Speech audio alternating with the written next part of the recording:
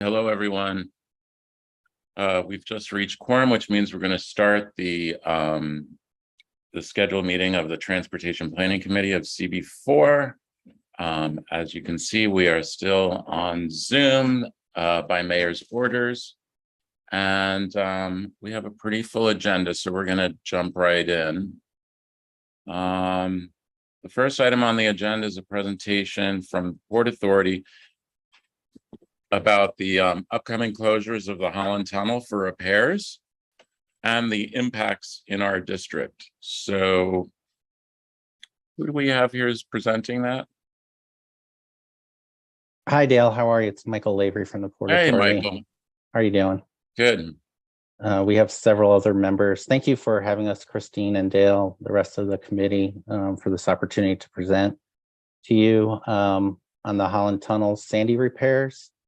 We're going to begin the second phase of repairs starting February 5th. So we want to come to you to describe that and potential impacts to the area. Let me introduce the team. We have Hirsch Parekh, the Director of Government and Community Relations for New York. My colleague Christopher Lee is on as well from Government and Community Relations. We have Ricky Ramirez, the General Manager of the Holland Tunnel. We have Jerry Lindemeyer, the General Manager of the Lincoln Tunnel. Ryan Love from our Traffic Engineering team. And Tony Chan, Project Manager, Program Manager for TB&T. All right, welcome to you all. Thank you. So let me get the screen up.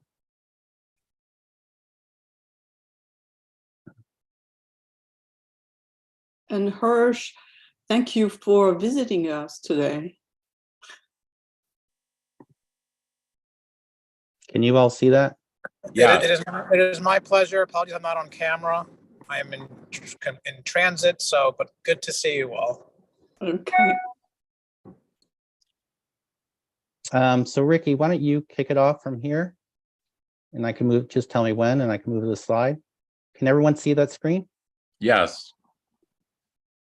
Thanks, Mike. Can you hear me? Yes. All right. Thank you, everybody, and thank you for the opportunity to present our project this evening. As Mike introduced, we're ready to move into our second phase of the Sandy rehabilitation project down here at the Holland Tunnel. It's a little bit of background. When Sandy hit the region, the Holland Tunnel took on a significant amount of flooding from the river through the portals on the New Jersey side of the facility, as well as through our ventilation buildings. Water entered those buildings down the ventilation shafts.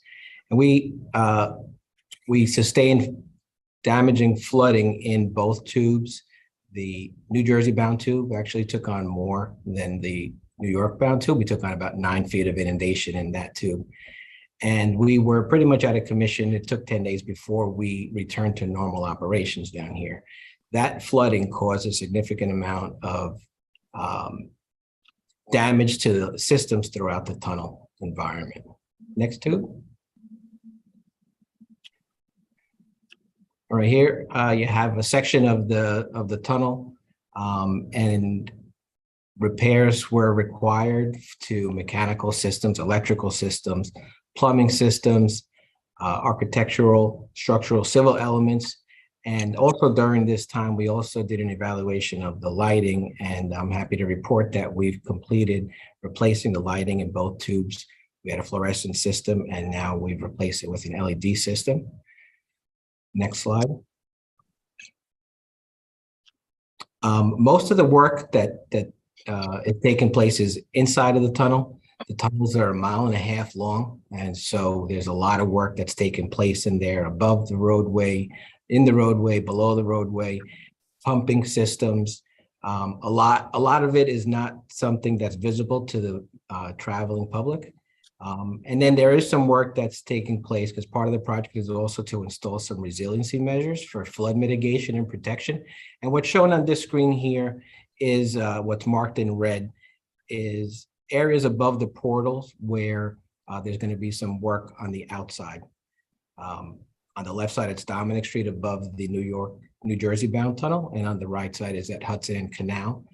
over the New York bound tunnel. That section is complete. Next slide. What you have here along the top is renderings. Those are not what they're actually going to look like. So at the portal entrance and exits of each of our two tubes, there's going to be what you can describe sort of like a roll down gate, like a garage door made of Kevlar that's going to protect the portals as a secondary measure. And then what you see along the bottom is some removable perimeter protection, a barrier system. It's called Aquafence. You may have seen it in other places.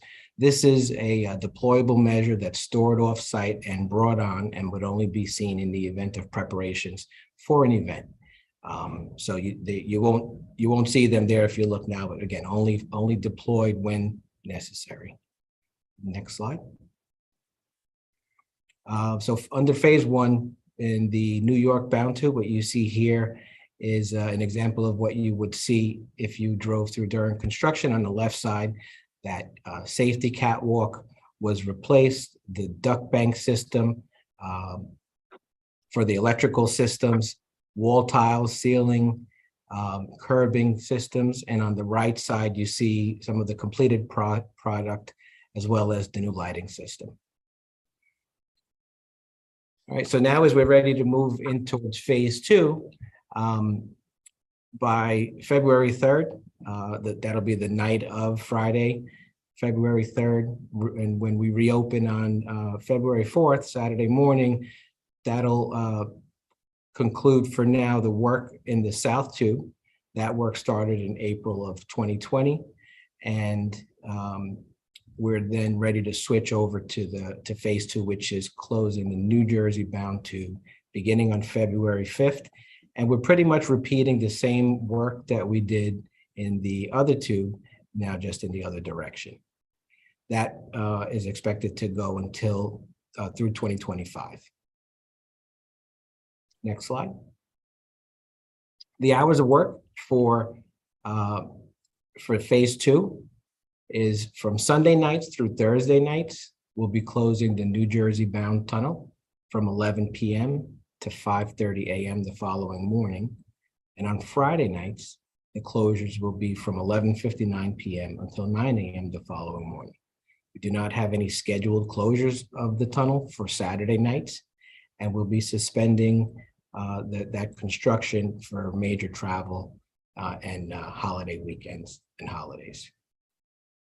Next slide. All right, and now Ryan from Traffic Engineering will take you through some of the detour analysis. Yes, good evening. Prior to the start of construction, there was an extensive regional model developed, which took into account all the origin and destinations of the traffic that was using the Holland Tunnel. And for the next phase of construction, for the westbound closures, the model estimated 83% of the traffic will divert to the Lincoln Tunnel for during the weekday nights, 12% to the Verrazano Narrows, 5% to the George. But on the Friday and weekends nights, the percentages are different. Different trip uses, and that would be 69% to the Lincoln, 27% to the Verrazano Narrows, and 4% to the George. The volumes you see there are updated. Were updated based on the current volumes at the Holland Tunnel that we're experiencing in the westbound direction. Those are the estimated diversions for to the Lincoln Tunnel during those time periods.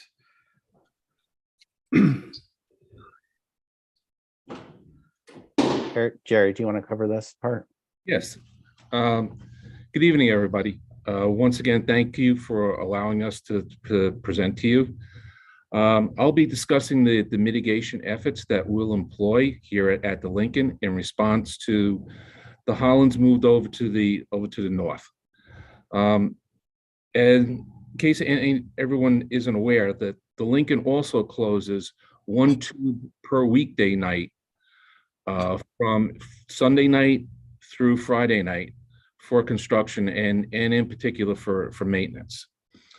So To mitigate any impacts from additional traffic from that would be moving from the Holland to the Lincoln, we're going to do the following. And this is all based on analysis that Ryan and traffic engineering had performed. So for Sunday night into Monday, we're going to delay the closure of a tube from 11 p.m. to midnight. So that will allow us to have 3 west lanes functioning. That will allow us to have more capacity during that hour, and will allow us to mitigate any queues that potentially could back up. Second item that we're going to do, a second mitigation effort, is every weekday morning, we're going to advance the startup of our XBL setup from 4:45. We're going to move it up to 4:15. One of the reasons that we're doing that is to eliminate any early morning queue, because when we install the XBL, we set up delineators. That's part of that's the visual separation between 2 lanes. In order to do that, we have to take up 2 lanes, one for protection, one for the installation, the other for protection. So that only allows 1 travel lane left. So by pushing it up earlier, we get done earlier, and then we have an extra lane that's available for traffic flow. The last item, Friday, is for Friday night. We're going to delay the shutdown of a tube. Originally here it says from midnight to 1 a.m. What we're going to do is delay it from 11 p.m. to 1 a.m. and we're also going to go 2 west in the center tube. So that means we're going to have 4 lanes of traffic going westbound for additional 2 hours from 11 p.m. To 1 a.m. We were asked, we met with the chairpersons, and we were asked to take a look at any additional times that we could add for going 2 west. And as here, it had indicated that we would go from midnight to 1. Based on that, we took another look at it. We added the extra hour on the Friday night, which probably has the most impact of the nights that were done. One other thing that we're asked to look at, a couple of events at the boat show and the auto show. Boat show, to be honest, we didn't get that much of an impact, but the auto show, I agree with the chair. And we're going to on that Friday night, the first, and we'll take a look at particularly the first. We get hammered on the first. We're not going to have any closures, any construction closure for that night. The next item that we're going to do, I guess, can you go to the next slide? We're going to have the contractor work with NYPD and utilize traffic enforcement agents in these particular locations.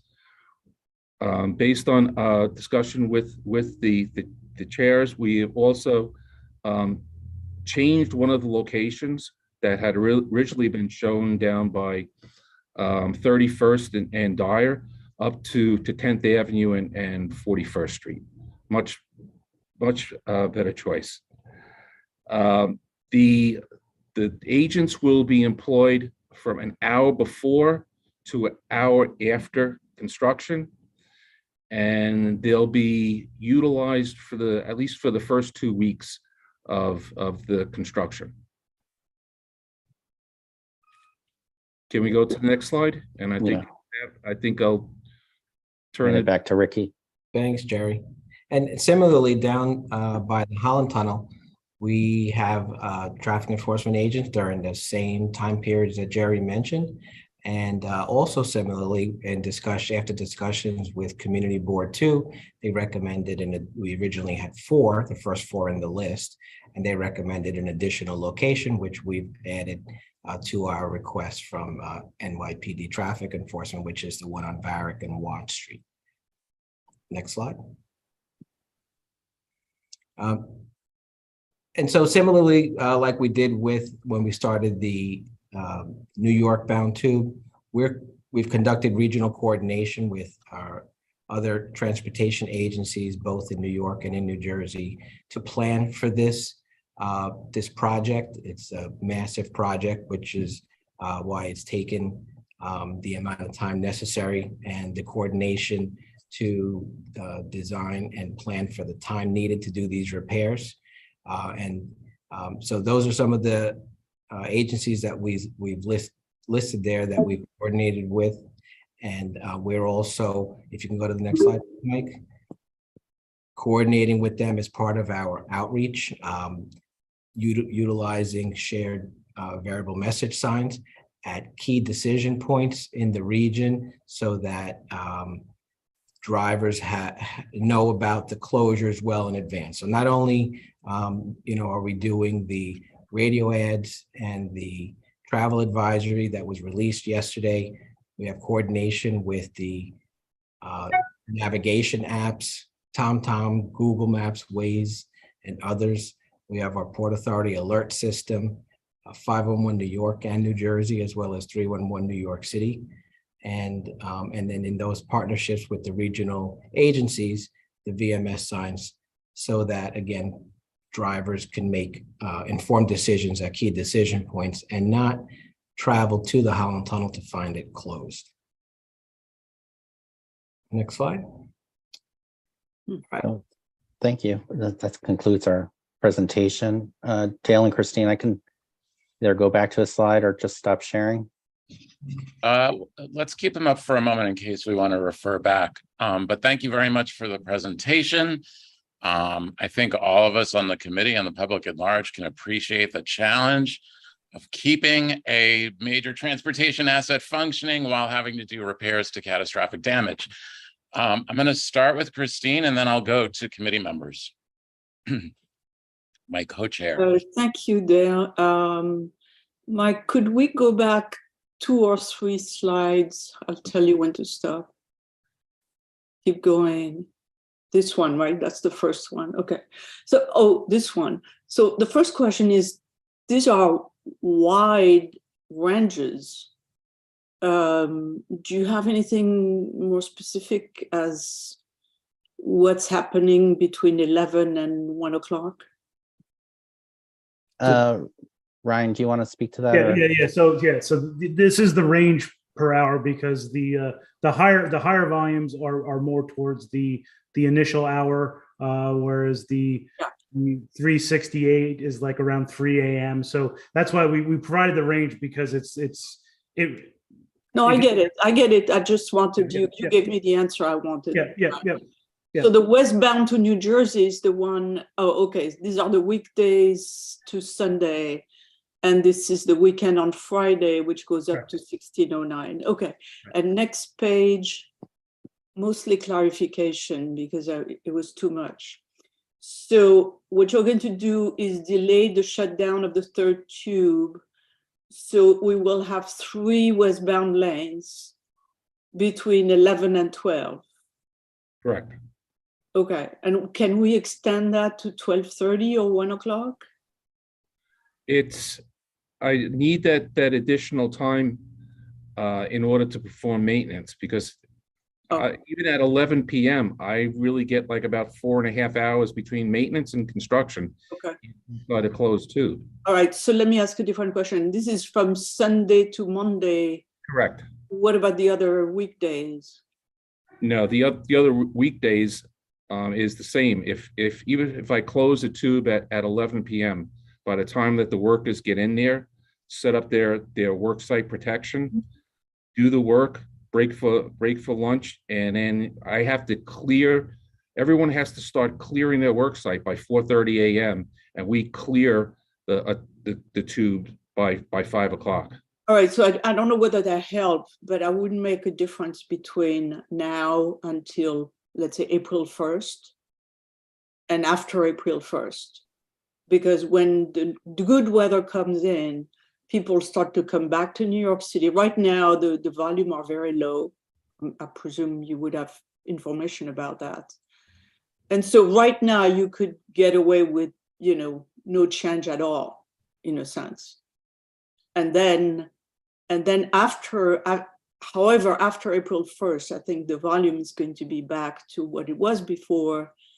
And I would think that you would want the Thursday to be working like the Friday night. Because Thursday is a very heavy night as far as going in and out. So I'm just suggesting, I would like you to entertain that, but that would be after April 1st. Thanks, Christine. Well, So that's a thought, and thank you for changing your Friday night setup. And No, so and- now it's going to be between 11 and 1, that's what you're saying? Yeah, so 11 and 1, we're going to shut down, and we're going to have 4 west. Right. So, yeah. So, and what about Saturday? Not. no work. Well, Or- Oh, no work. we will, Okay. No, I got it. okay. No work. Well, Saturday, we typically do not have any maintenance work. Right. Got it. If there's an emergency or we may have to close the tunnel to do work on a pump or. So here my request would be to later after April to make Thursday like Friday, and just put it in your hopper. Next slide.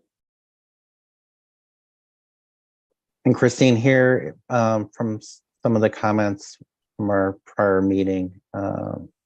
Yeah, I saw that. Right. Okay. I got that. I mean, we know the limitation of the TEAs. I think potentially if they are not doing a good job, we may have to replace them. We would ask you to replace them with a pedestrian traffic manager. If they are not doing a good job, okay? If they are doing a good job, then fine. But our experience has not been great with that. We'll be monitoring it, and Right. we'll have follow-up then- conversations with Tony, who's on the The line. next slide. Okay, so I have a question for you. At the next slide, when people are arriving, do you have a big lit signal to direct them to a different location? I mean, how is it going to be visible on the ground there? Ricky, do you want to talk about that? Sure.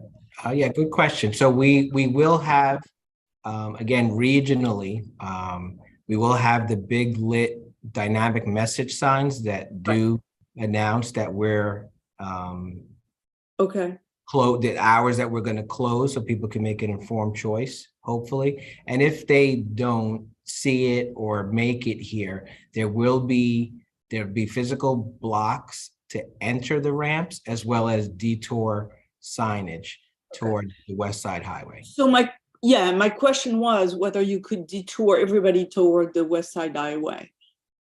Yeah, I took a look at the plans. Now we're still, I personally haven't seen the permits for the final plan back. The contractor's working with New York City DOT on that, but the plan does have the detour towards the West Side Highway. Okay, that's helpful. Whether they're going south or north.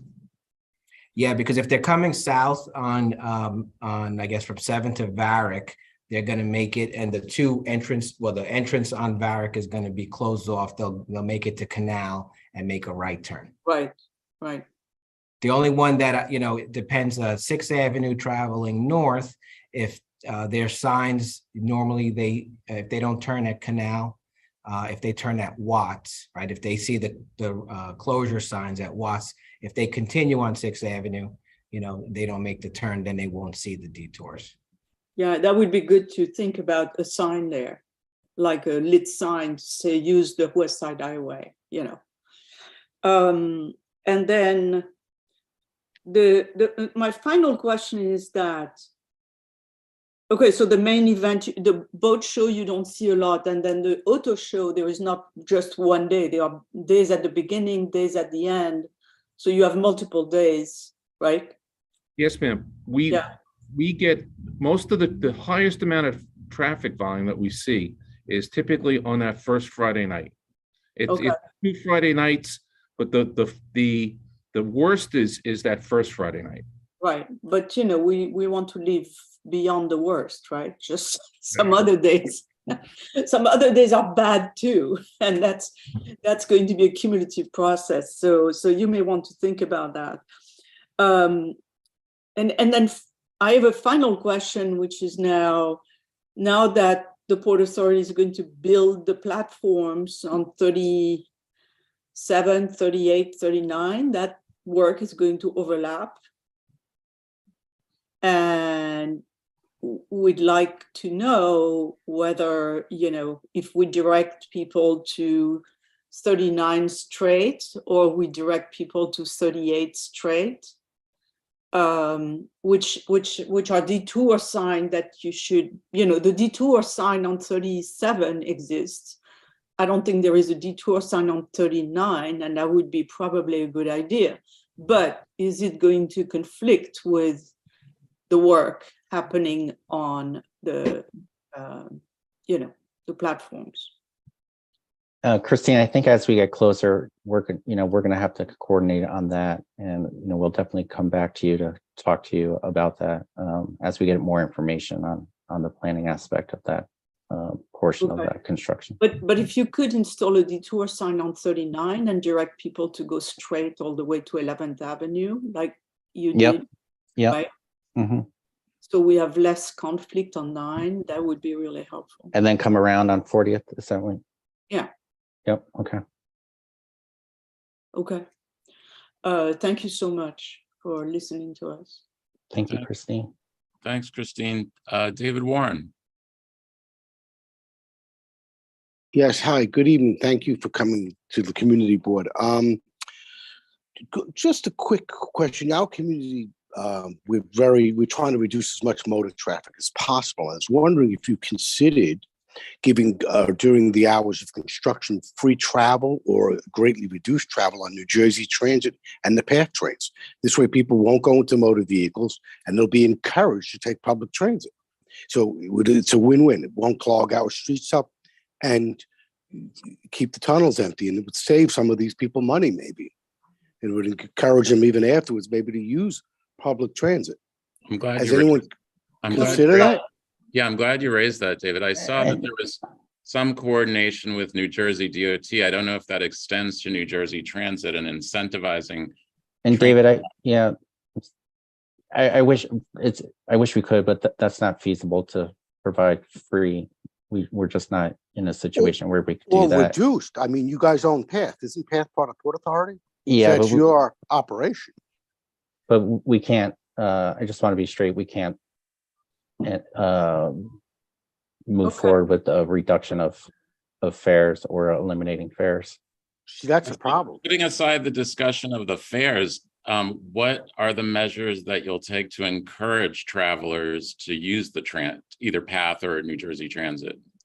We are messaging that out. We put out a press release as well that we're asking people to share, to look at alternatives, including mass transit, encouraging people to take mass transit when possible.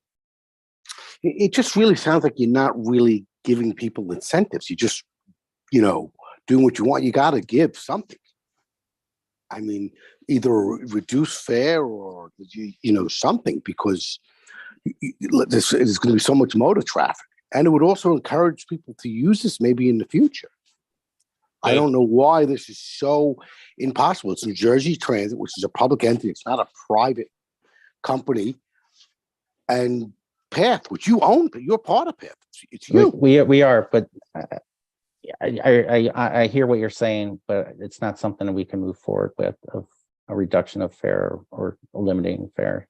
The fare structure for both NJ Transit and for the PATH, there's no like off peak. It's all, there is off peak on New Jersey Transit, is it not? Yeah, there is off peak on path. I think it's less at the off-peak hour, I believe. And I guess the main, aside from doing the public messaging, the coordination would be like, presumably these folks that are wanting to drive, many live in parts of New Jersey that aren't directly served by PATH or New Jersey Transit. So it would be a question of getting them, giving them the information they need to park at either Loudenberg or wherever they're going to park in order to take the train. So I guess that's part of your messaging, is also like, Yeah, messaging that out about the accessibility. Well, yeah, I mean, but you see, the thing is, if it was reduced, they would at least be incentivized to go to a station in Jersey. You've made the suggestion. We're going to move on to other. What about the HOV? What about the HOV lanes? Are you working to do something? Maybe you could do certain types of HOV lanes during this time period? Well, nothing is going to be a fast lane. They're all going to be full. Because they're coming, this is westbound. Right. This is going westbound. All right, I'm going to move on. Tina and then Alan. Okay, quickly. I am a New Jersey Transit user every day. So I won't talk to the amount of money, but the question is, is there any possibility of looking into more frequent trains? Only because, frankly, they don't come as often as people would like. But that wasn't my question. My question was, the first phase lasted, it appeared, for 3 years.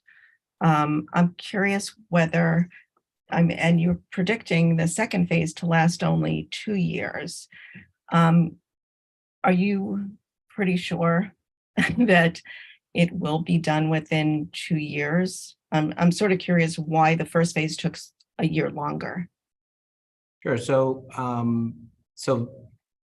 if you recall, I mentioned earlier that the South Tube took on less water than the North Tube. So, what we're thinking for this second phase is 30 months, which is pretty similar to what happened in the first phase, which was planned for shorter. But once we started opening up, walls, we encountered things that we needed to take care of, which is why the project did take longer than we originally anticipated.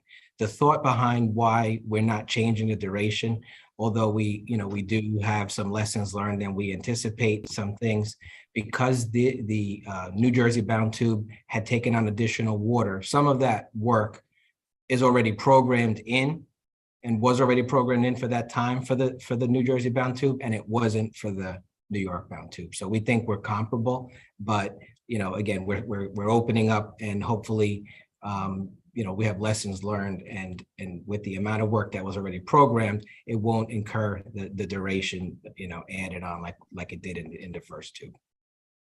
Great, that would be nice. Thanks. Thank you.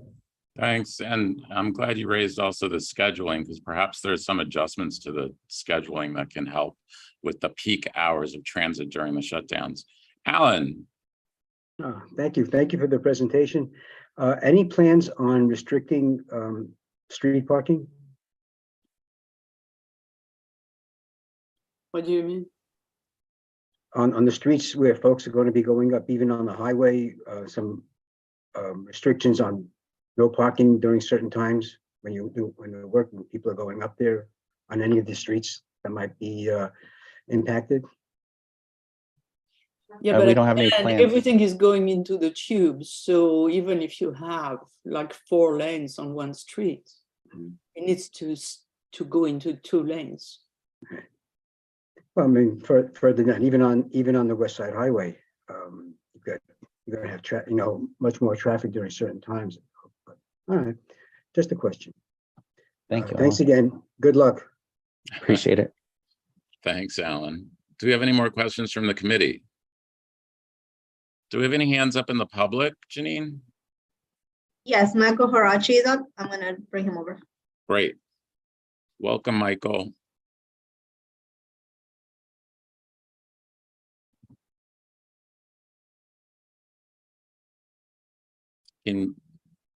Are you with us, Michael? Yeah, can you hear me? Yes. Welcome. Awesome. Thank you. I appreciate it. I think it's been said in different ways in this meeting. Just run more buses and trains, prioritize public over private transportation. All these projects from Governor Murphy, New Jersey, highway expansions, preserving the public space for private vehicles has got to go. We're in the 21st century. Just run more buses and trains. Thank you. Thank you, Michael. Thank you, Michael. I do think there's like we're facing pushback like on a cultural front where the Jersey drivers are just seen as people who would be reluctant to get in public transit and they want to be able to drive into the city. And I think some of them can be persuaded, especially based on the hours of the shutdown. Is Melody's hands up for this topic? Yes. Melody, go right ahead. Welcome. Hi. I don't need to be seen. So I have two questions. I didn't really understand the answer about the HOV lane. My understanding is that it stands for high occupancy vehicle. Cannot that be enforced so that more people are taking fewer vehicles? I'm thinking of Hell's Kitchen and what kind of traffic we're all going to be getting from there. And I live in Chelsea and I now have asthma from this. So I'm very concerned about that. And the other thing was, I remember with the L train, I'm not an engineer, obviously, but I remember with the L train that all of that work was circumvented by putting the infrastructure up at the top. And that made a big difference in the fact that the L train didn't actually have to be shut down. It just had to be slowed a little bit and it was off, you know, at late at night, it wasn't working. But other than that, it worked really well. Is there any way you can consider, have you considered that? I know you probably have, but I have to ask this question anyway. Ricky, do you want to take the second question? Sure. Yeah. I mean, yeah. It's a good question. The tunnels, you know, old like the L train tunnels. I'm sure it's 95 years old, and it's a narrow 10-foot lanes, right? So there's not a lot of space in there to work. So the work is already being programmed during the the least peak hours. Because all the other hours outside of those have a lot more volume that would be diverted. So the physical infrastructure that is being repaired and replaced is actually in that tunnel roadway and accesses and below the roadway, above the roadway. And so there's no way to do that work with having a moving travel lane alongside of that work. It's just not safe for the workers. It's not safe for the traveling public. Okay, that wasn't my point. My point was, couldn't you put the infrastructure on top? I understand you have to shut the tunnel down, but it would be faster? Well, the infrastructure that is, there's no infrastructure that could be relocated. A lot of it has to do with drainage and pumping and electrical conduits, right? That's all, it's throughout the tunnel and into the ventilation building systems. It's all from tunnel access level. So there's no, there is work, there is work that is at the ventilation buildings and some of the flood mitigation work. All of that stuff that could be done without tunnel closures is absolutely being done that way. The work that requires the closures, has to be done in this fashion. Okay. Thanks, Melody. And the HOV, could you explain that? Well, this would be westbound. There's no HOV lanes within Manhattan going westbound, if I'm understanding the question, Christine. And can't that be created for this project?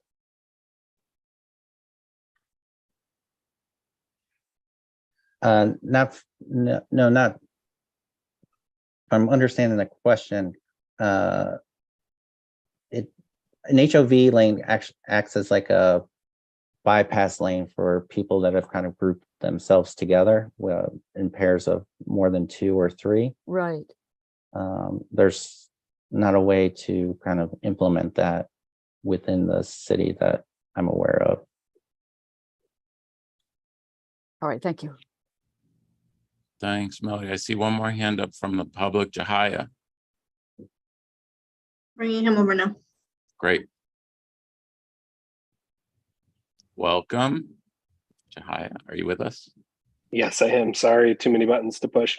It's okay. I had a quick question about, since this project will run for 2 years, and hopefully we'll have congestion pricing at some point in time. Is there a chance to sort of set an expectation to revisit the hours and schedules maybe a month or two after that happens, whenever that is, just knowing that like the time of, the closures directly impacts like how long the project takes. So maybe there's a chance to speed things up when that happens. Yeah, Jai, if there's any changes, we'll definitely monitor it. And if there's something that we can improve upon, we'll definitely take that opportunity that works within our program. Thank you. And just, I'm in regular touch with the district manager and the staff and the chair. So I'll have ongoing conversations as this project's going on. Great, thank you. Do we have any other, anybody else who wants to weigh in on this? So I'll put it back to Christine, to Yeah, summarize. I had a follow-up question. So with all good ideas that came up, but is there any way that you could limit the Holland Tunnel to only one lane during the day, or during some portion of the day, and do repairs during the day? There's not. I mean, again, it's based on volume. And also in this particular case, the type of work that's being done cannot be done with traffic moving alongside lane. It's work on both sides of the tunnel, and the tunnel lanes are 10 feet wide, so it's not safe for the traveling public or the workers. In the spirit of trying to get people to go back in buses and trains, having some closure during the day would be helpful. The message would go across that it is, you have to take the bus and you have to take the train, but I'm not going to push this one too far. Thank you, Christine. I'll try to recap a little bit, Dale, what I heard. And I think what we have here is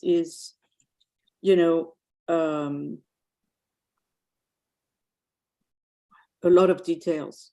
I mean, look at the special shows. Can you close the presentation? Eventually consider Thursday night, moving up the hours on the Fridays, I think, making sure on 6th Avenue there is direction to the highway, and concerned about the overlap with the platforms, and an encouragement to any possible measures to have people use the transit. Is that pretty much? I'll go back to the recording. Yeah. Well, I would like to add, even though they're rejecting it out of hand, reduce fares or free on the PATH trains and New Jersey Transit. They're rejecting it out of hand, but I want us to go on record. I think what we'll do, David, I think what we'll do is go on record. David, I think what we'll do is outline a whole kind of ladder of encouragements, different ways we can encourage New Jersey commuters during this time period to use transit, and it'll be up to including your suggestions. Dale, this is Hirsch. May I chime in on that topic as well? Sure.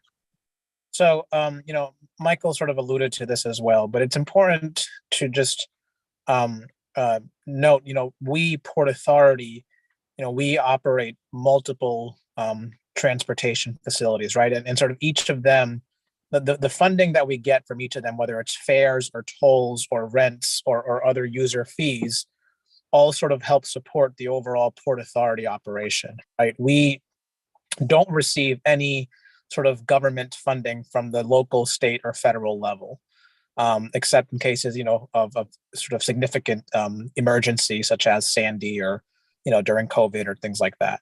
And so if we were to reduce or eliminate fares on the PATH train, for example, that would, result in this pretty significant loss for the Port Authority in terms of the revenues we collect that support our operations and support our capital projects. And so, it's something that, we have to look at it from that point of view as well. While we agree that it is going to be very important for us to encourage the use of mass transit, and we'll make sure our press release did note that. We'll make sure that through our social media channels that we are encouraging that as well as this project gets underway. But it's really something that we are not able to do just because of the impact it would have on the Port Authority's overall finances. We did just go through a significant multi-billion-dollar loss during the height of COVID, and we are just recovering.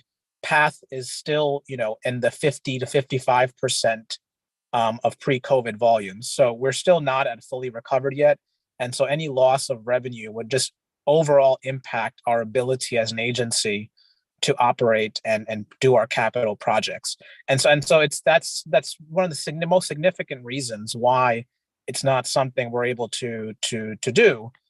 Just because, every fee, every toll, every fare we collect helps to support our operations as an agency.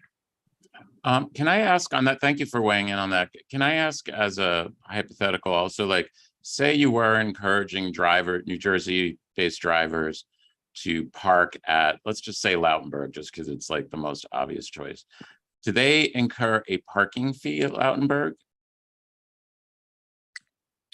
I don't think Lautenberg Lautenberg revenue, or is that the station's? Is that, yeah? That's not Port Authority or PATH. That's Transit, NJT, right? So I don't know if anyone on our team has the answer to that, but that wouldn't be under our jurisdiction. And well, along those lines, Hirsch, do you have any parking location along the path that could be advertised of, drop your car and go? And I think that would be really powerful if you could do that. Do we know? Does anyone know, Michael or Chris? Do we Yeah, know? we can talk to the PATH team about that to see if Right. that could be added to some of the messaging. I think that would be a good, like take the train and go through it. Yeah, and that's a great point, Christina. And we'll certainly, if that exists, and again, I'm not a PATH user, so I don't know if those types of sort of park and ride type lots exist within the PATH system. But if they do, we'll certainly make sure that, and we'll talk to our PATH colleagues as well and see and try to incorporate that into our messaging around encouraging the use of mass transit. And folks do that. They do drive in and then take PATH, from Harrison and Journal Square and around Exchange Place and Grove So Street. that would be good to reactivate as a message. Yeah, I mean, given that, yes, that there is a predominant car culture in New Jersey, to like encourage to spell out the steps that they could take in order to avoid getting jammed up in the tunnel or having to redirect to either the Lincoln or the GWB or to the outer bridge, or whatever the southern path is. It would be great to like really diagram it for New Jersey potential commuters during this period. Yeah, let us take that back and see if we can put together a nice, one pager or handout or something, right, that we can sort of use on social media and things like that. And yes, really try to encourage people to consider that as an option. Drive up to a PATH station, park your car, and then complete your journey using a PATH train instead. Exactly. Rather than endure, hours of wait. So I have laid it out. Somebody wants to make a motion?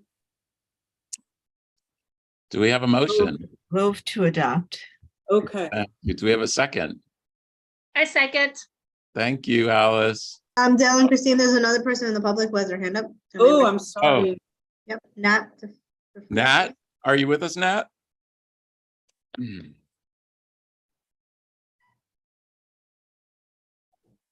you hear me? Yes, welcome, Nat. I just wanted to agree with what I think Christine said about thinking about doing these improvements during the day. It's all good and well to advertise to encourage people to use transit, but the reason they don't is because it's so convenient to drive. If this gets worked on during the day, then people will be encouraged to switch to taking PATH or the XBL. and the project will be done much, much faster. Yeah. Thank you, Nick. Yeah, I think you guys should think about that, not one side, but two sides, just close it. It's our secret dream, you know. So Dale, you want to call it? Yeah, based on the summary that was provided with our interest in, encouraging the redirection from the Lincoln Tunnel and all the mitigation strategies and also like a clear strategy for encouraging mass transit. Who is in favor of that letter? Are any opposed? Are any P&E? You work for New Jersey or the path? No, nobody's P&E on this, right? Okay, thank you all. Thank you for the presentation. Thank you so much for the opportunity to come to you all. We look forward to updates as things move ahead, and we appreciate your scrutiny, your. And we'll call you at night. Thank you, Christine. Thank you. Bye-bye. Thank you, Hirsch. Thank you, I'm everyone. sorry, can I just get Alice's vote? I didn't see her. Alice, did you vote? I was 4. Okay, thank you. Okay. Okay, the next presentation we have is from the DOT on a CarShare pilot program. Who is with us from the DOT presenting this? Hi, Dale. Hey, Christine. My colleague Stevie is on, and I think everybody's named Colleen Chattergoon. I can see that. Yeah, we have about 15 of them. We're in the Colleen multiverse right now. And Stevie's going to give the presentation. Thank you so much. Okay. Share my screen.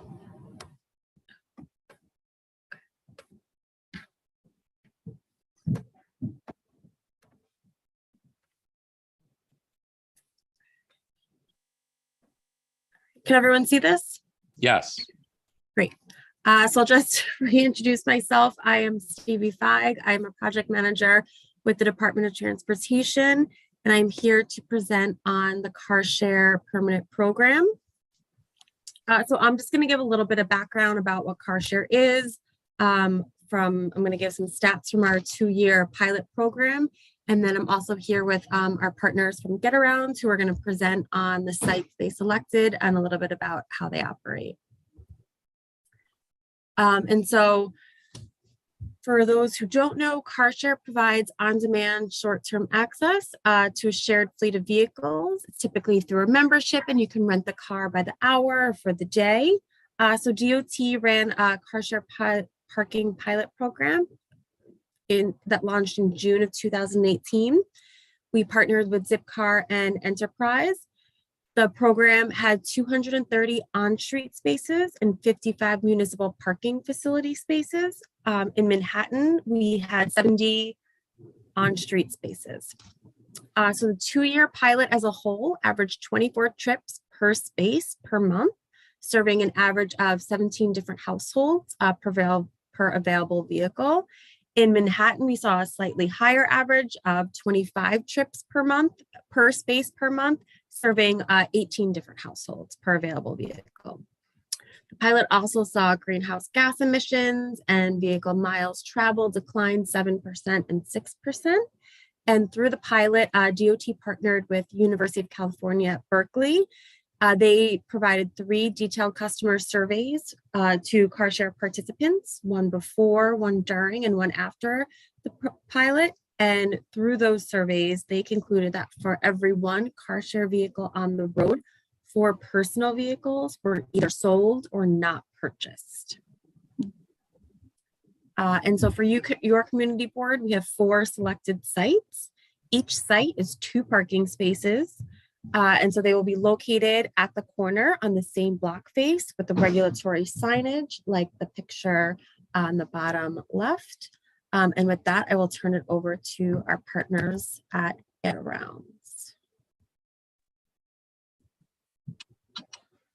Hi, everyone. My name is Rachel Antelmi. I'm on the government partnerships team at GetAround.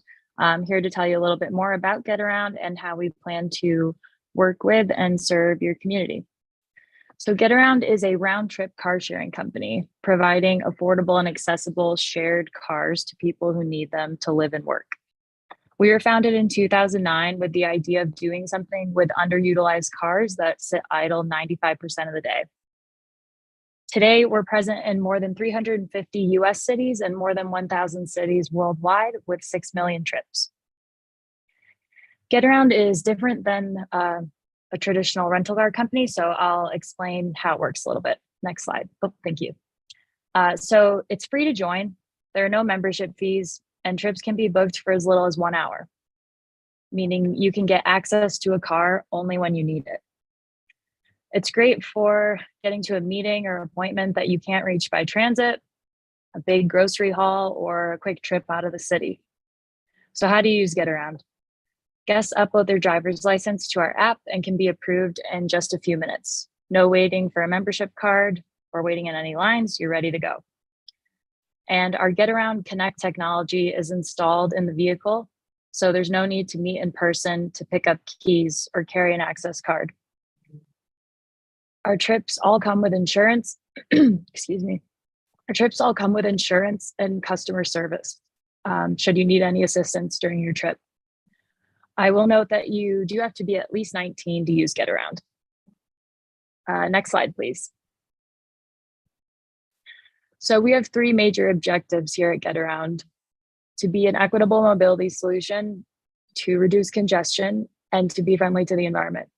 Essentially, we want to be part of the transportation ecosystem and complement the existing modes within the city. I'll run through a couple of these stats here.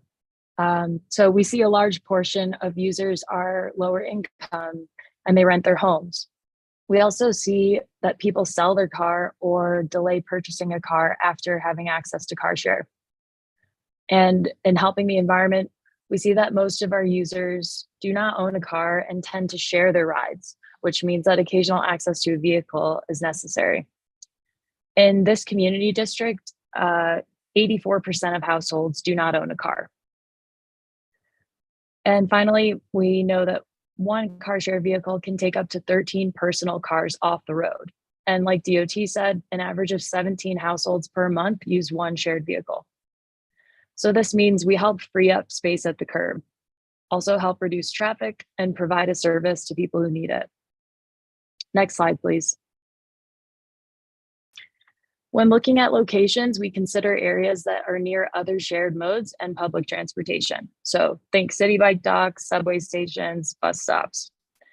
We consider areas that are highly visible because we know that 30% of people find out about car sharing just by seeing the dedicated signs on the street. We also look for areas that are in safe, reliable locations that are well-traveled. Through the DOT CarShare program, we've applied for and been approved for on-street parking locations throughout all 5 boroughs. Next slide, please. In your community district, DOT has approved 4 location selections shown here on the map. We think shared vehicles will be a great resource in this community district since, as I said, 84% of the population here lives car-free and may need access to shared transportation. Next slide, please.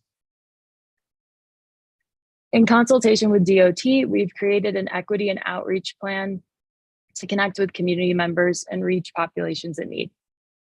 To spread the word about car sharing and reach as many New Yorkers as we can, we're offering a few different types of discounts. First is Intro to Car Sharing. This is a one-time discount to encourage users to give car sharing a try for the first time. Second is through a community partnership, where we would choose a community organization and donate discounted access to CarShare. So this could be a food pantry that has volunteer drivers to deliver meals, or a Little League team that needs to transport equipment. We definitely welcome suggestions if anyone has ideas for this. And lastly, we'll be offering a discount for NYCHA residents, where we would provide a recurring discount code to reduce the cost of using CarShare. Our team is designing materials that we'll share with community orgs, city departments, elected officials, and residences to reach as many people as we can with this information. We will also be collecting regular user feedback to understand what's working and what isn't, so that we can do our best to meet the needs of each of the communities that we're operating in. That's the end of the presentation. Thanks for listening. DOT can answer any questions about the program, and I can answer any questions about Get Around. Great. Sorry, these are just the specific 4 sites that have been selected. Okay, thank you. Couple of questions. Are the spaces only for get around vehicles, or are there other car sharing companies that are using them, or are they exclusively for get around? Exclusively for Get Around. Okay, and just looking at a map of our district and looking at these 4 sites that are selected, they seem a little concentrated. Can you talk to the criteria as to their selection? Sure. So I can go over the DOT setting criteria, and then I'll let Rachel talk through Get Around's process in selecting the sites.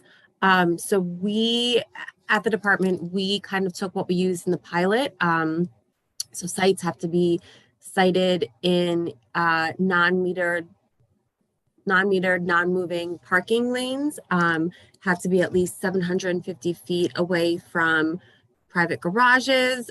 We wanted at least 250 feet away from schools, hospitals, police stations. We did, with sufficient explanation, we did have some exceptions to those rules, but those were the siting criteria and rules in general. And I can let Rachel talk through Get Around specific sites.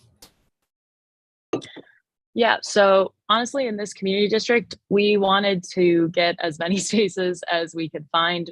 There's really high demand here. There's really high percentage of zero car households. So really the kind of population that's going to use and really benefit from this service. With the DOT siting criteria, this is what we could find. So I realize they're concentrated, but we wanted to get as many spaces as we could get here. Trust me, if we could find something a little further uptown, we would jump on it. So if anyone has recommendations for other locations that might meet the criteria, because please let us know. Yeah, part of the presentation had like information on, or like criteria, selection criteria being based on, you know, intermodal connectivity, whether it was like a train station or a ferry station. These don't seem, I mean, some of these are close to subway stations, but some of them aren't. So I guess it's like, it seems like a household map determined this more so than like a transit map.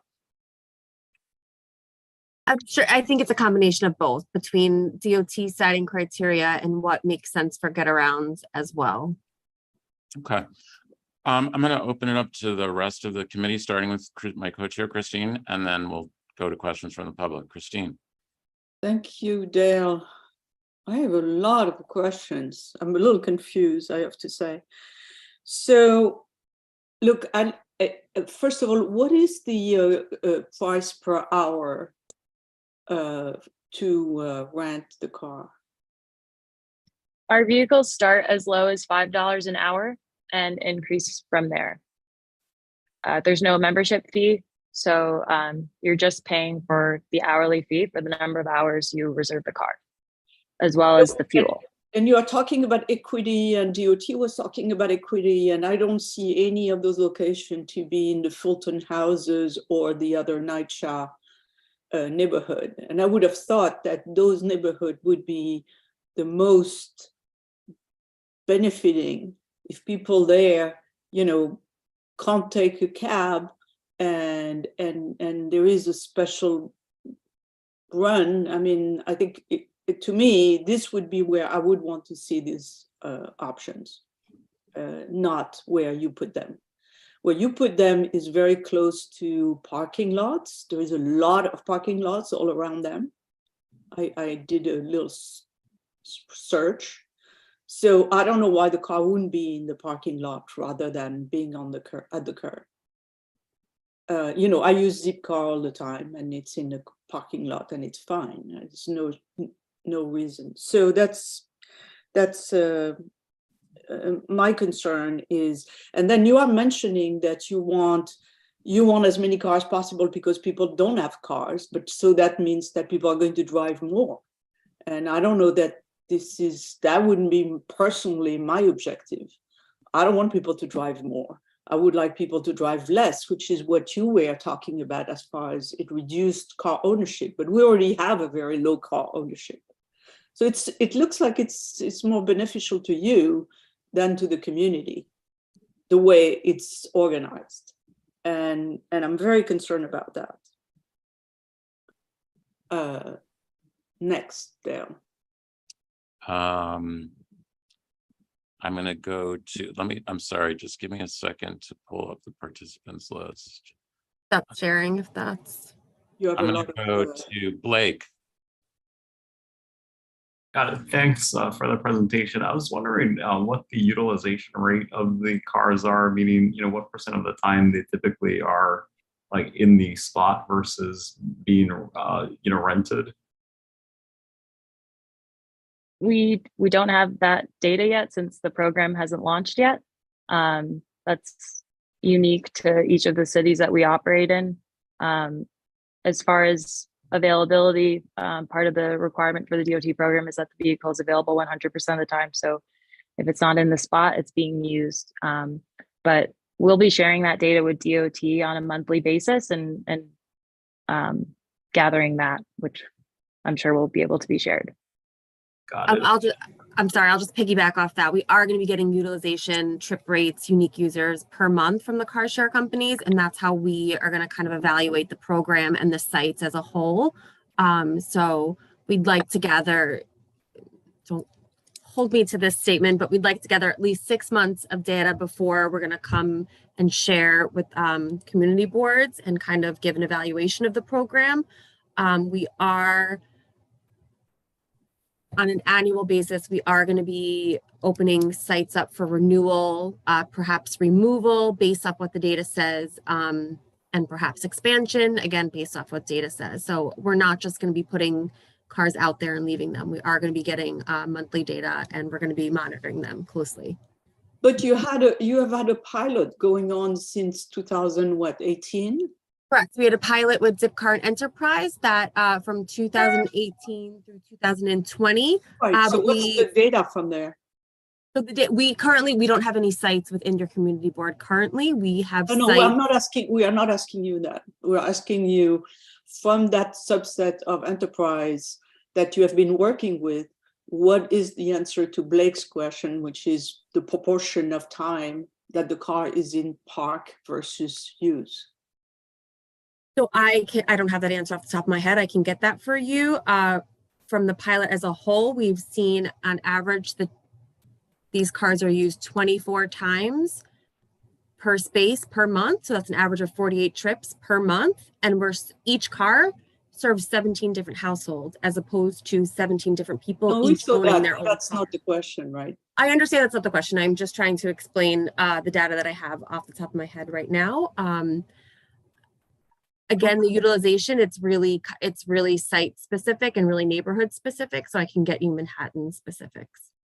Yeah, the data might be helpful. I mean, that sounds kind of low. If it's like 24 trips, per month, that's less than 1 per day. So probably less than even someone who regularly commutes. And I'm sorry if I missed this, but is there a financial relationship, with the DOT here, where it's like a ability to raise funds, or I guess I'm just trying to understand the benefits to both sides. I'm not sure I under the ability to raise funds. Yeah, is DOT making money off of these spots? So each site has a permit associated with it that is $475. Forever? For a year? Per year. Per site per year. Got it. Okay. Thank you. I'm going to jump in just because Christina asked a question about pricing the hourly rate for the vehicles. And you said that it was starting at $5 an hour. Is it a demand model, the pricing? Because I guess it's not always $5 an hour. What's the scale? How does it work? It depends on the type of vehicle as well as demand in the area, supply in the area. So with $5 being the lowest end of that, I would expect the New York market to sit a bit higher. Oh, I see. So the $5 an hour was not. This is like, That's another market.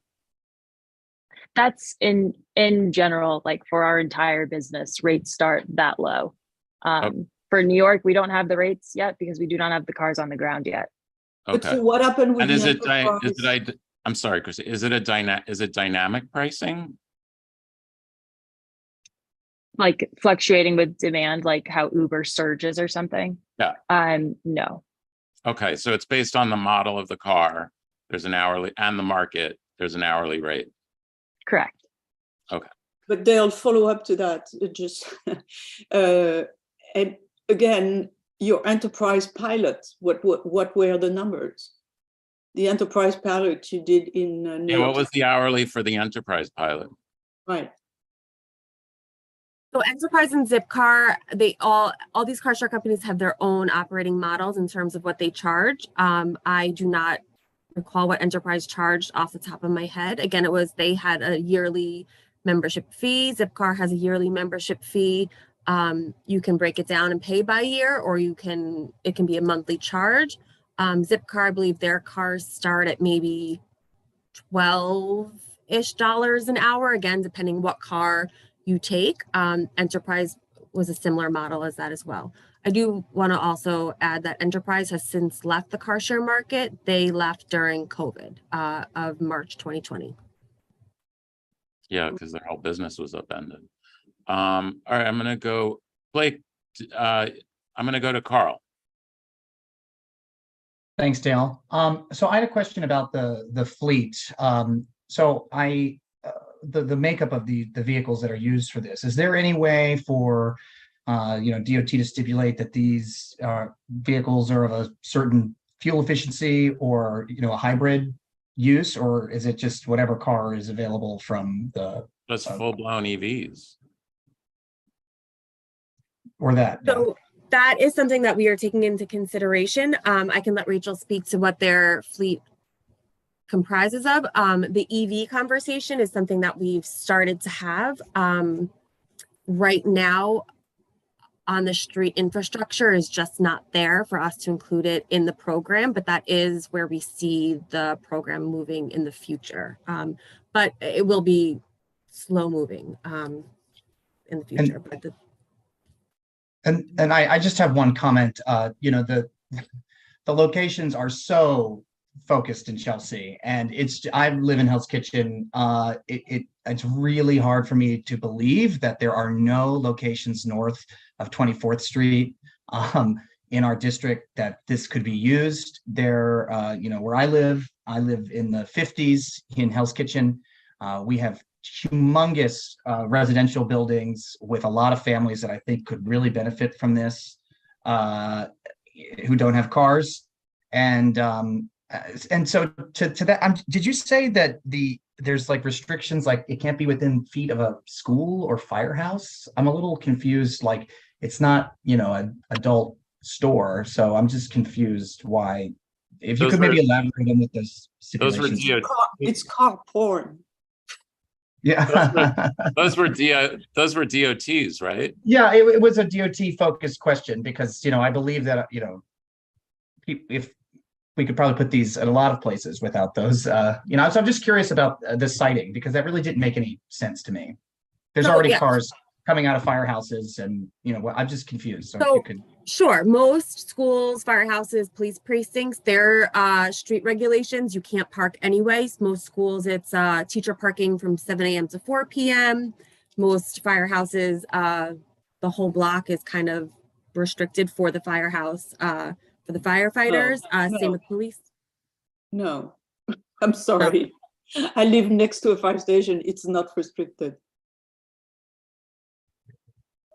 I guess instead of making you tick through every piece of this, I guess what my comment to DOT would be that I think we need to be a little bit more. If you want this to succeed, I think you have to be a little bit more creative and a little bit more lenient about where some of these can go. And it's really, really a shame that there's nothing in Hell's Kitchen, and these are all concentrated in the 20s in Chelsea. Guess that's my We'll point. certainly take that suggestion back. Thank you. Alan. Oh, thank you. I will certainly agree with a number of the comments made about the location and the usage. Who moves the cars for the street sweeper? CarShare companies hire a third contractor that cleans their spaces and will move the car. They are, because they're in such frequent use, they are exempt from ASP, and they have a contractor, they have contracts out with the cleaning companies that cleans the interior of the car and the exterior 15 feet before and after the space. Oh, they clean the space. Okay, so I guess the individual block associations will have to keep an eye on how that works out. Of course. What happens when somebody comes to park their car and there's an unauthorized vehicle in the spot and there's no place to park? CarShare company. Is there a phone number does somebody come down and tow away the unauthorized car, or what happens to the fellow with the rental car and he can't park it anywhere? Or does he just park it somewhere and leave it? Each CarShare company will have their own protocol on that. More than likely, the person in the CarShare vehicle will call the respective CarShare company, let them know that the space is blocked, and that CarShare company will direct them to either park in the nearest legal parking space, or perhaps if they have a partnership with a private garage in the area, there will be a 311 complaint made, and hopefully that car that's parked there illegally will be ticketed. Okay. All right. And just so I heard correctly, each site is $475 per year? Correct. Do you know how the city negotiates that amount of low dollars for street parking? So let me just, in some of the other locations, you had 4 vehicles, 4 spaces. If you were to put 4 spaces on each site, would that still be $475, or does it go up depending on number of cars? So each site is 2 spaces. There should be no sites that have 4 cars. It should only be 2 cars per site. And the fee is determined. It's actually part of a larger conversation that we are having at the agency. I'm going to try to explain it as best as I can. It's part of the state legislation. We're bound by case law to charge administrative cost for issuing the permit. Gotcha. So unfortunately, at the moment, DOT cannot do anything about how much we charge beyond administrative costs. It is a larger conversation that we have started up towards the state level. So Coley, that's something that Albany would need to take up legislatively? Correct. Okay. Thank you. Good luck to us with that. Brett, and then Viren. All right. Thank you. Hey, Colleen, can I get a space for like 600 a year? I'll rent the car out. It'll be car sharing. It'll be great. I'll clean the space too, personally. Anyway, so since COVID, we've lost a lot of spaces to police precincts, open restaurant, outdoor dining. The number of available parking spaces is just shrinking. And in the past, this committee has been, we've seen presentations on car sharing. They were going in private garages, and I think we were very supportive. And the concept of car sharing, I think, is fantastic. I have all kinds of problems of public space being rented out for a for-profit business when it's basically, for all intents and purposes, free. $475 a year is free by Manhattan real estate standards. So I would love to support the program in garages if we need to make exceptions for how much parking is allowed in buildings to accommodate additional car sharing. I think that's the kind of thing I would support.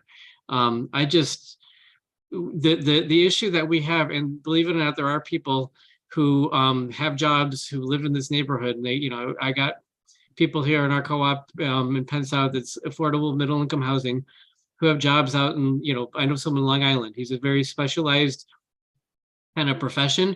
His job is in Long Island. There's no convenient public transit to get out there. He's got 2 kids and he's on a long waiting list to get parking. And it's not cheap. And the amount of time that goes in and the congestion it causes when people are looking for those very limited amount of on-street parking spaces is part of what causes congestion. At some point, it's just, we have to leave some spaces for the neighborhood, and it's just, we're losing them, and we're not getting anything back other than the availability of some of these. But again, there are parking garages in buildings. I don't know why DOT's got to find on-street space for this. So I'd love to be able to share, support car sharing. We have in the past, this committee has. I can't support on-street parking for-profit uses. That's it. Thanks, Brett. Vera. I think Brett has actually covered it. That's exactly the point I'm trying to make, because we have businesses in the community, we have garages. Why not just utilize those spaces for this parking rather than sort of take away parking spots or parking lanes that are being used for other purposes? Brad has actually made the point that I wanted to make, but just want to reiterate a couple of other points. I think we need more locations beyond Chelsea, as Carl pointed out, and absolutely, I think we should kind of push towards making the fleet EV based much more than anything else. So those are the 3 points that I wanted to make. Thank you. Thanks, Viren. I see David Warren has his hand up, and then Pete. Hi. I agree with Carl, Allen, and Brett had said, and Viren said. I mean, you're going to charge $475 for the spots and charge Manhattan prices to these while they're using.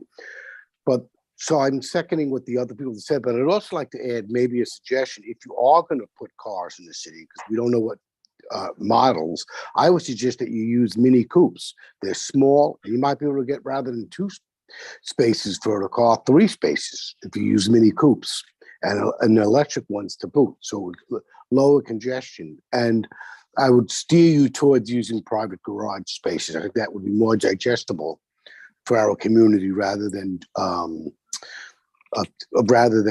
taking away street parking or street. Thank you. Thanks. Pete. Yeah, my question is in regards to the fleet. I'm sorry, Pete, just 1 second. There's a lot of feedback. Yeah. There's something you can do to resolve that. In the meantime, see what you can do about that. I'm going to go to Tina and then we'll come back to you. All right, that's Yeah, I'm just a little bit confused by this presentation. I have to say, I have no grasp on it. I don't know the price that you'll be charging for the car. I have no idea the people who you anticipate using the car. The only thing that we do know is that there's a low fee for the parking space by this private company. And I, for one, am just left with so many questions.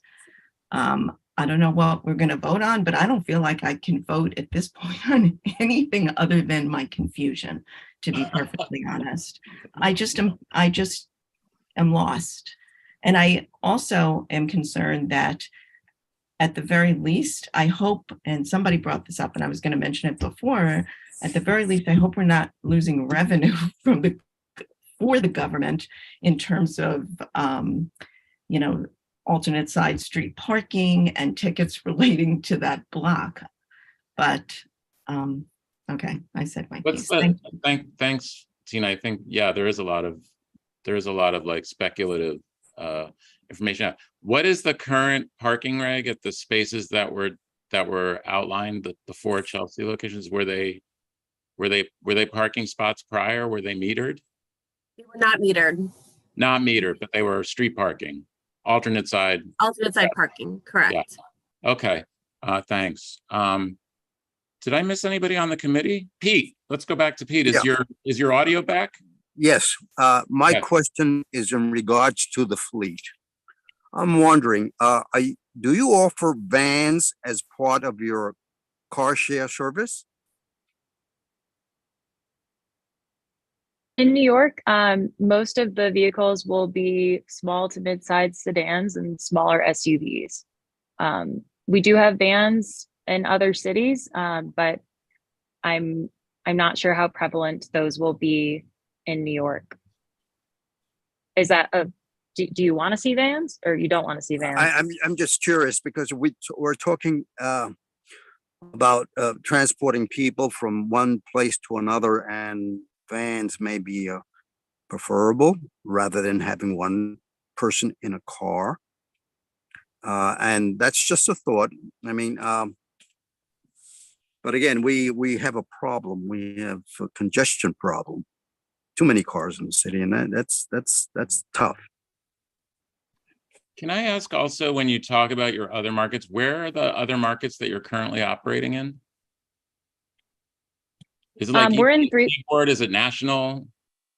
We're in 350 cities in the US and 1,000 cities worldwide. So we operate in a few European countries as well. Okay. So like Boston, Philly, in our area? Yeah. Right. Washington, DC. Okay. All right. So I'm going to go back to Christine, did you want to jump in, or should I go to the attendees and see if there's any comments from the public?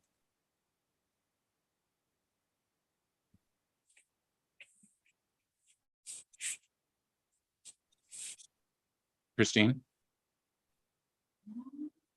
You're on mute. No, I was suggesting you go to the attendees.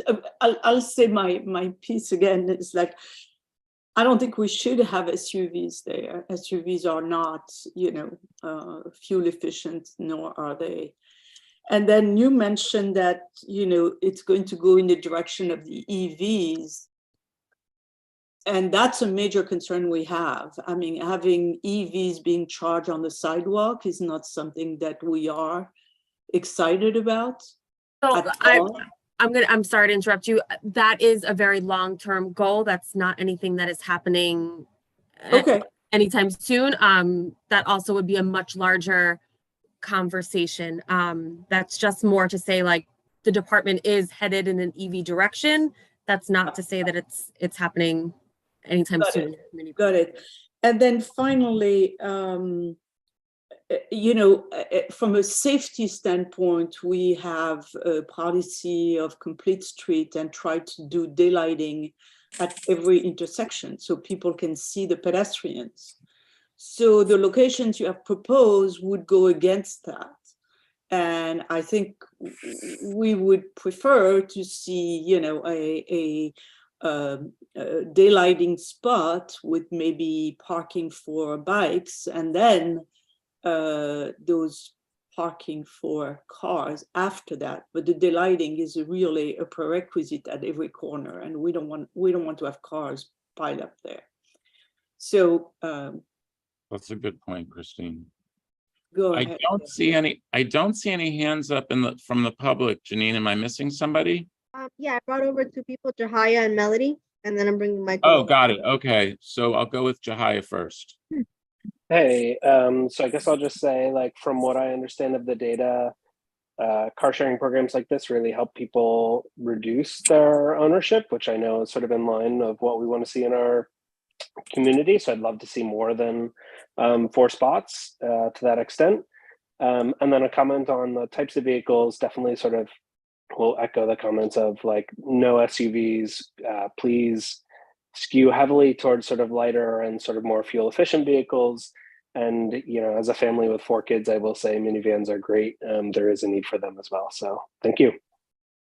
Thanks. Melody. Hi, thank you for your presentation. You mentioned that 84% of people here do not own cars. Chelsea and Hell's Kitchen are transit rich. We have a lot of public transportation, but we're poor in public space. So I personally am against taking up public space to store cars as it's currently configured. These locations are also located near 2 remaining open streets in Chelsea. I don't know if you've been told about those, but it's a DOT program which prioritizes pedestrians. And to prioritize a private car company doesn't really fit with this model. I live on one of them. I go to the other one of them.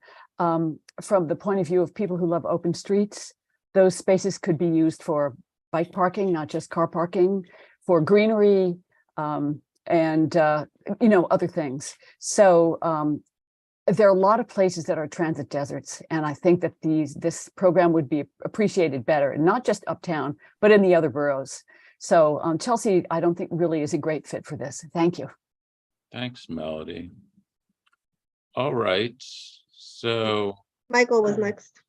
Oh, I'm sorry, Michael, go ahead.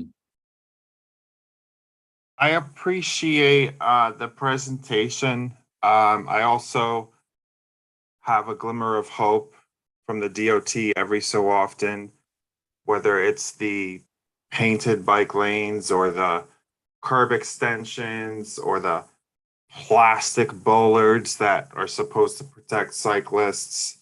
But adding more cars to our streets is going backwards. I don't support this. Thanks, Michael. So we definitely have some mixed opinions on this topic. Christine, do you want to wrap this up? Pete, did you still have your hand up, or is that from before? Pete? That's from before. Oh, okay, thanks. Okay. So All right. I think the first thing I would say is that Tina has a very good summary. This is very confusing. We're missing a lot of data to make any decision, right? And that's the first thing I would say. The second thing is, you know, we have kind of a conflict here between, well, it is to reduce car ownership, but we are a neighborhood which is extremely low in car ownership.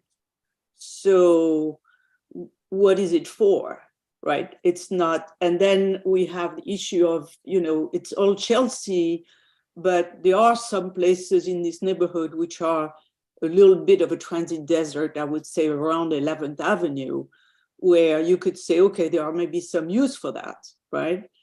And then what about the low-income communities, which may really benefit from that if we knew what price is the hour, right? If the hour is at $50 or $60, I mean, Zipcar is like $60 an hour or $50 an hour.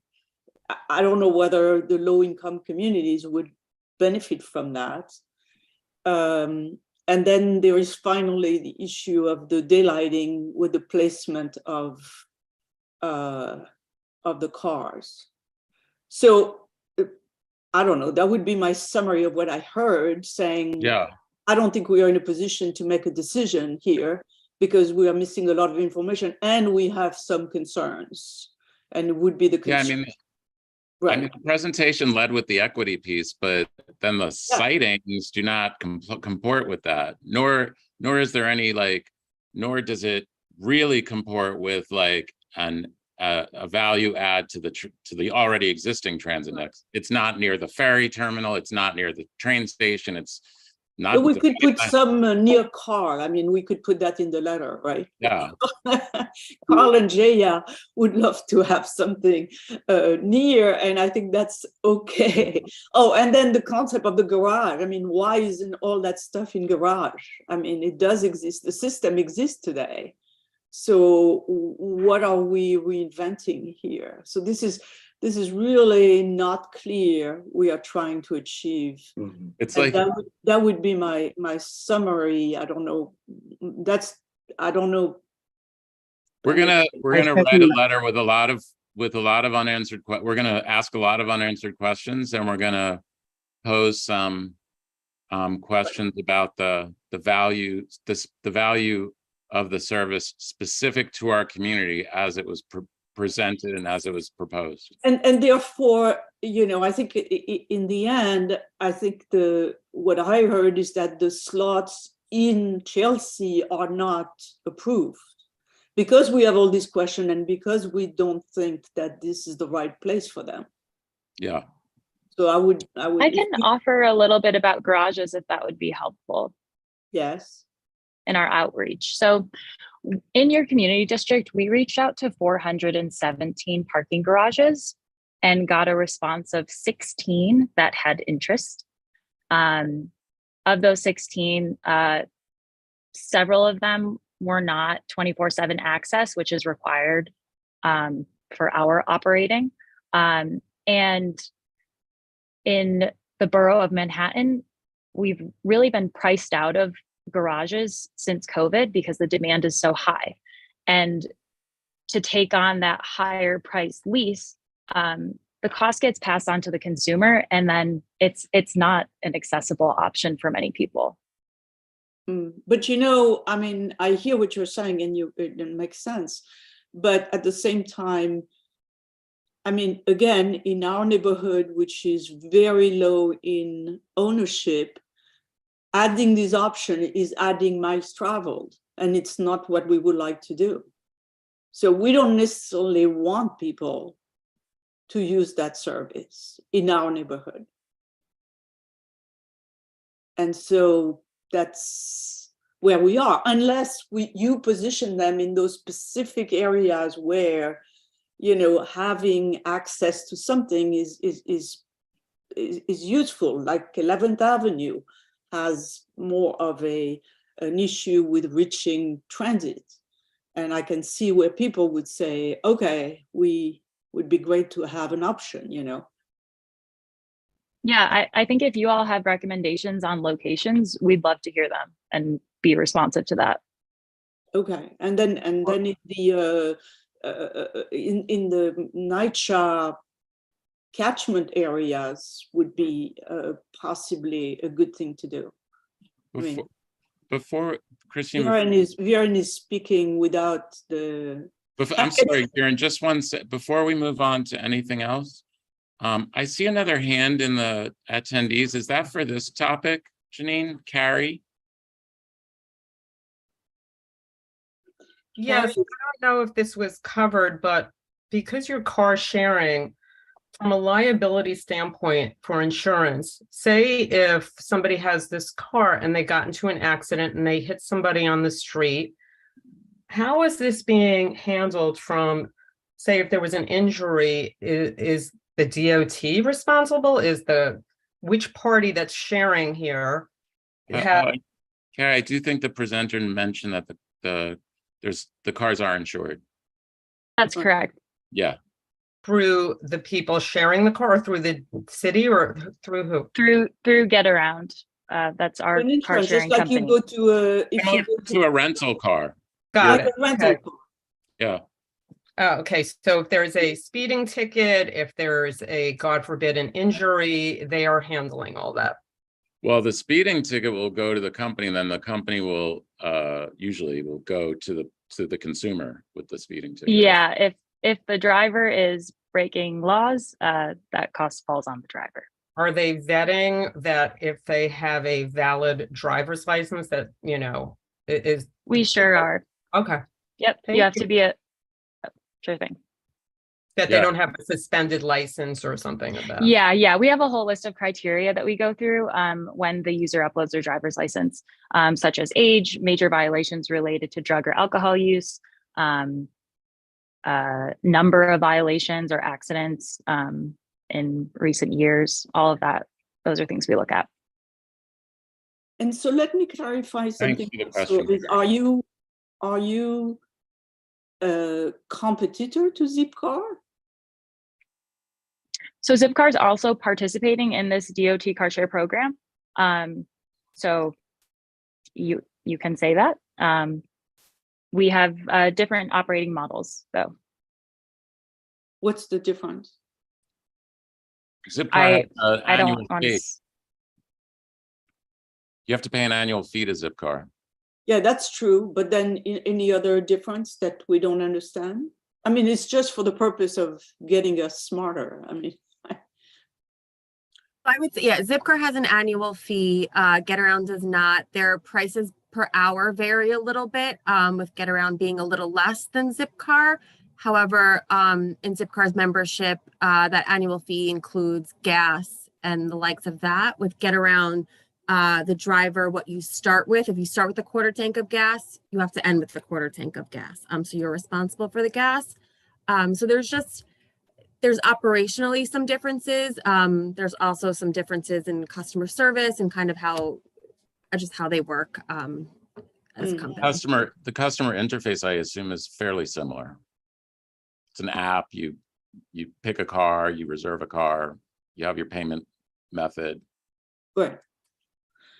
Okay, all right, so Can I make a motion that we table this until we get further information down the road? Well, I don't think we can table because they have asked us officially, the DOT at Pinkhurst sent us a letter saying we are going to come with those things. We don't have enough we don't do information to anything- vote on this. If we don't do anything, you know, something is going to happen. I mean, we can say we can in our letter request additional information. Vera, and I know you were gonna jump in at some point. Did you have something else to add? No, just to quickly Zipcar charges you Zipcar charges annual fee. That's because they also rent parking space in the garages, and it includes gas as well. So I think that's Right. much better model than what is being proposed here. Secondly, NYCHA has parking lots of their own, and we don't have the data about NYCHA car ownership, especially for the developments that we have in our district. So I think without comparing apples with apples, we can't make a decision that this is going to be actually beneficial to NYCHA. So we always keep throwing NYCHA. Sorry, go ahead, Phil. That's an interesting point. Do we know if there's any sharing services in the NYCHA parking lots already?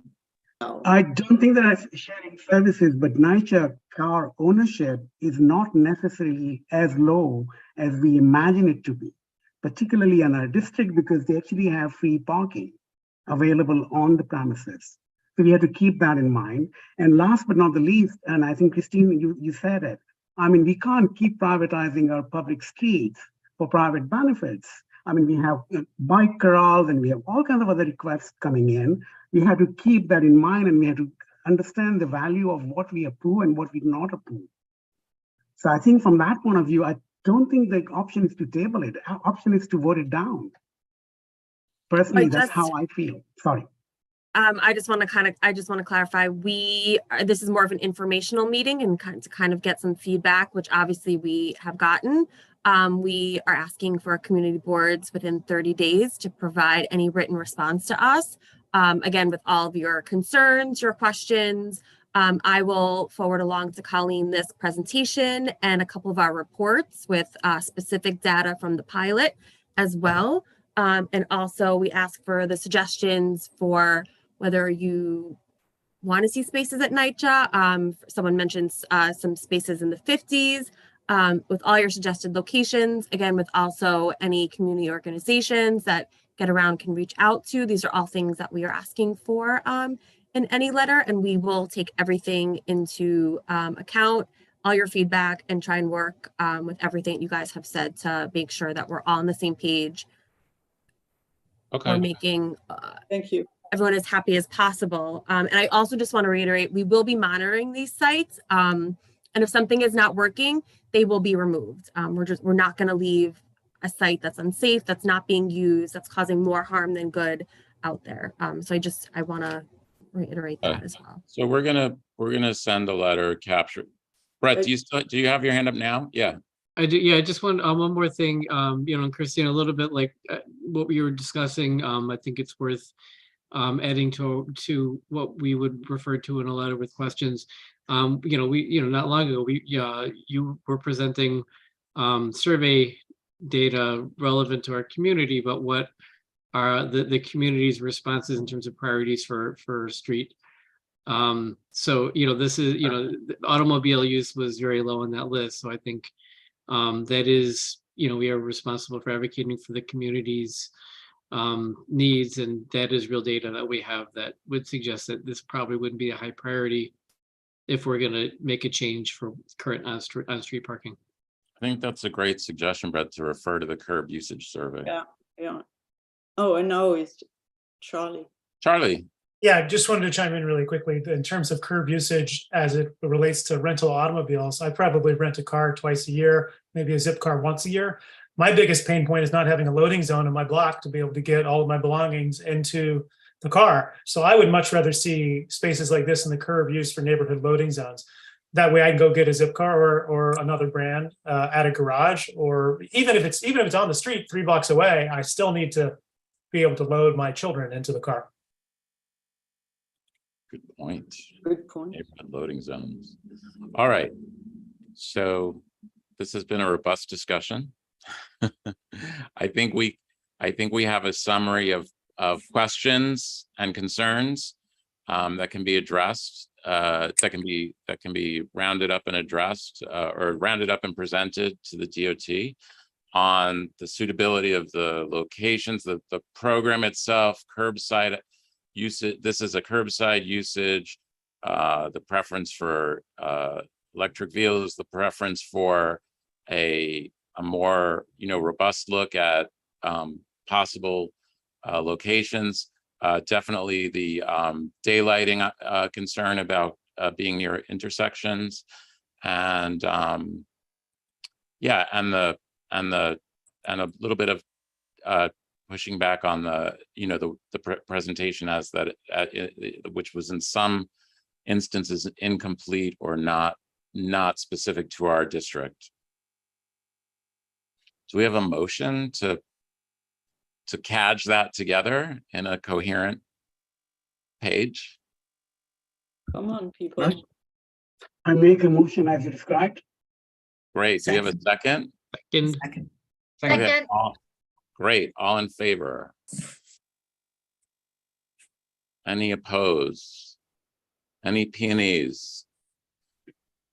Okay, well, thank you very much for the presentation. It sparked a lot of interesting discussion, and we will take it from here.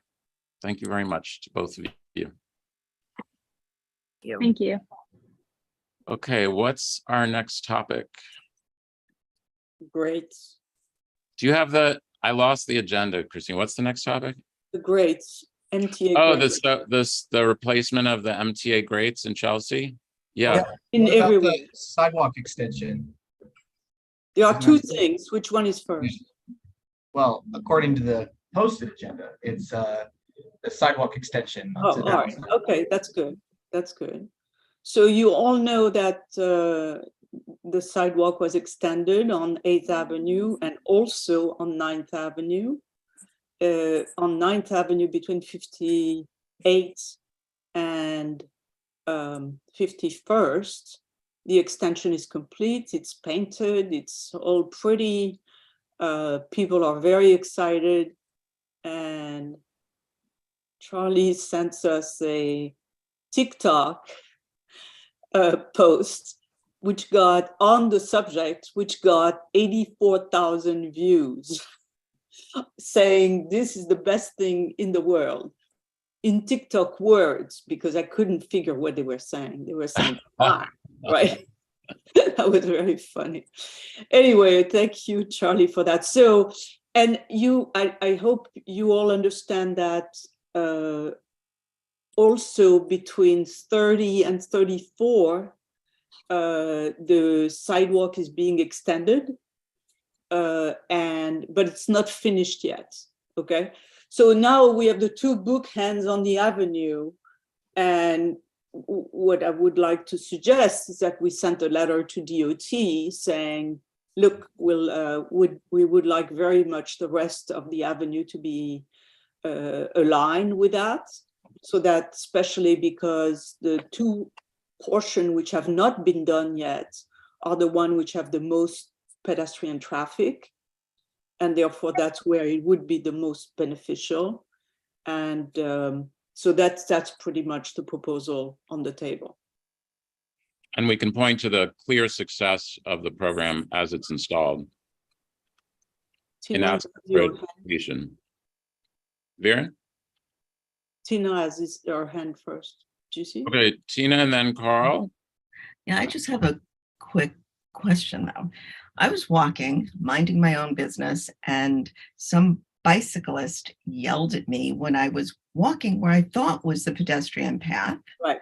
But it's not marked. Right, right. So now I'm going to change my hat to check pads. I am in the process of looking at markings And I talked to DOT about that and putting them down, at least to educate people that this is not their space, or it's their space. Right, so I don't get another one yelling at me, hey, lady, get out of the bike lane. Okay. So it was oyster?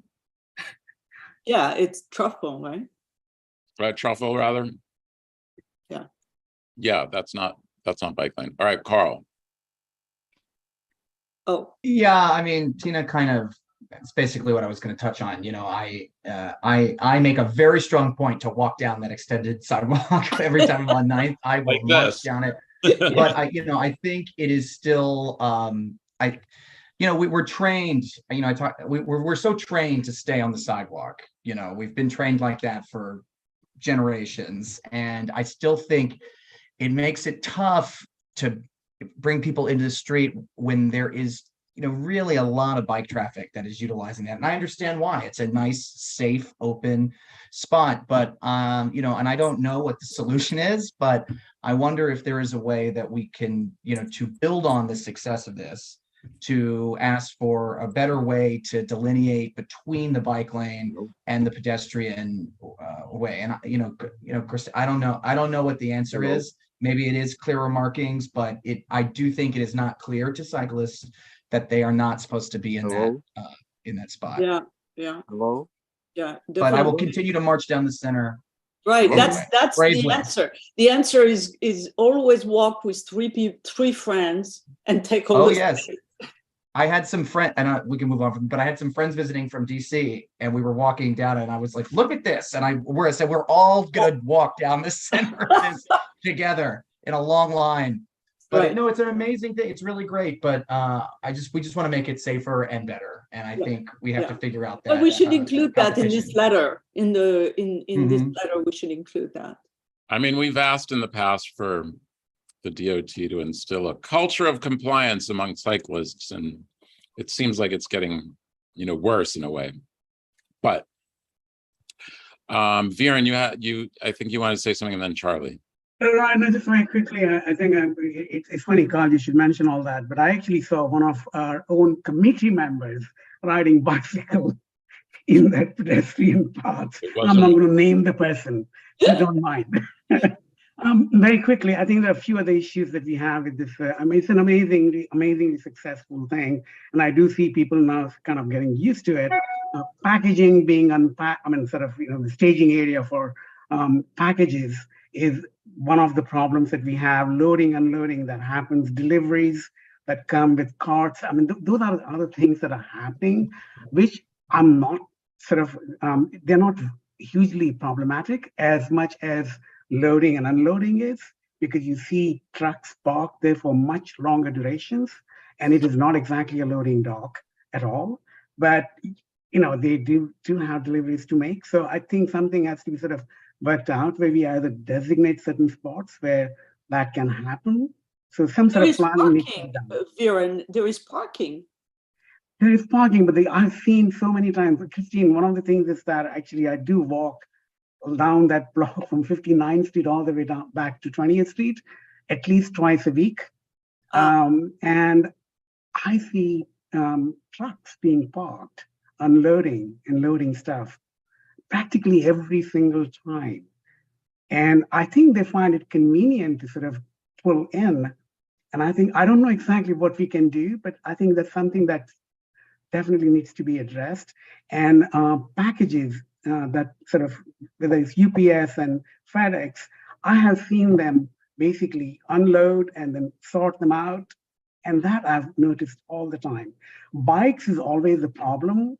Delivery bikes versus even regular folks riding bicycle there. For whatever reasons, I think they like the wider sort of,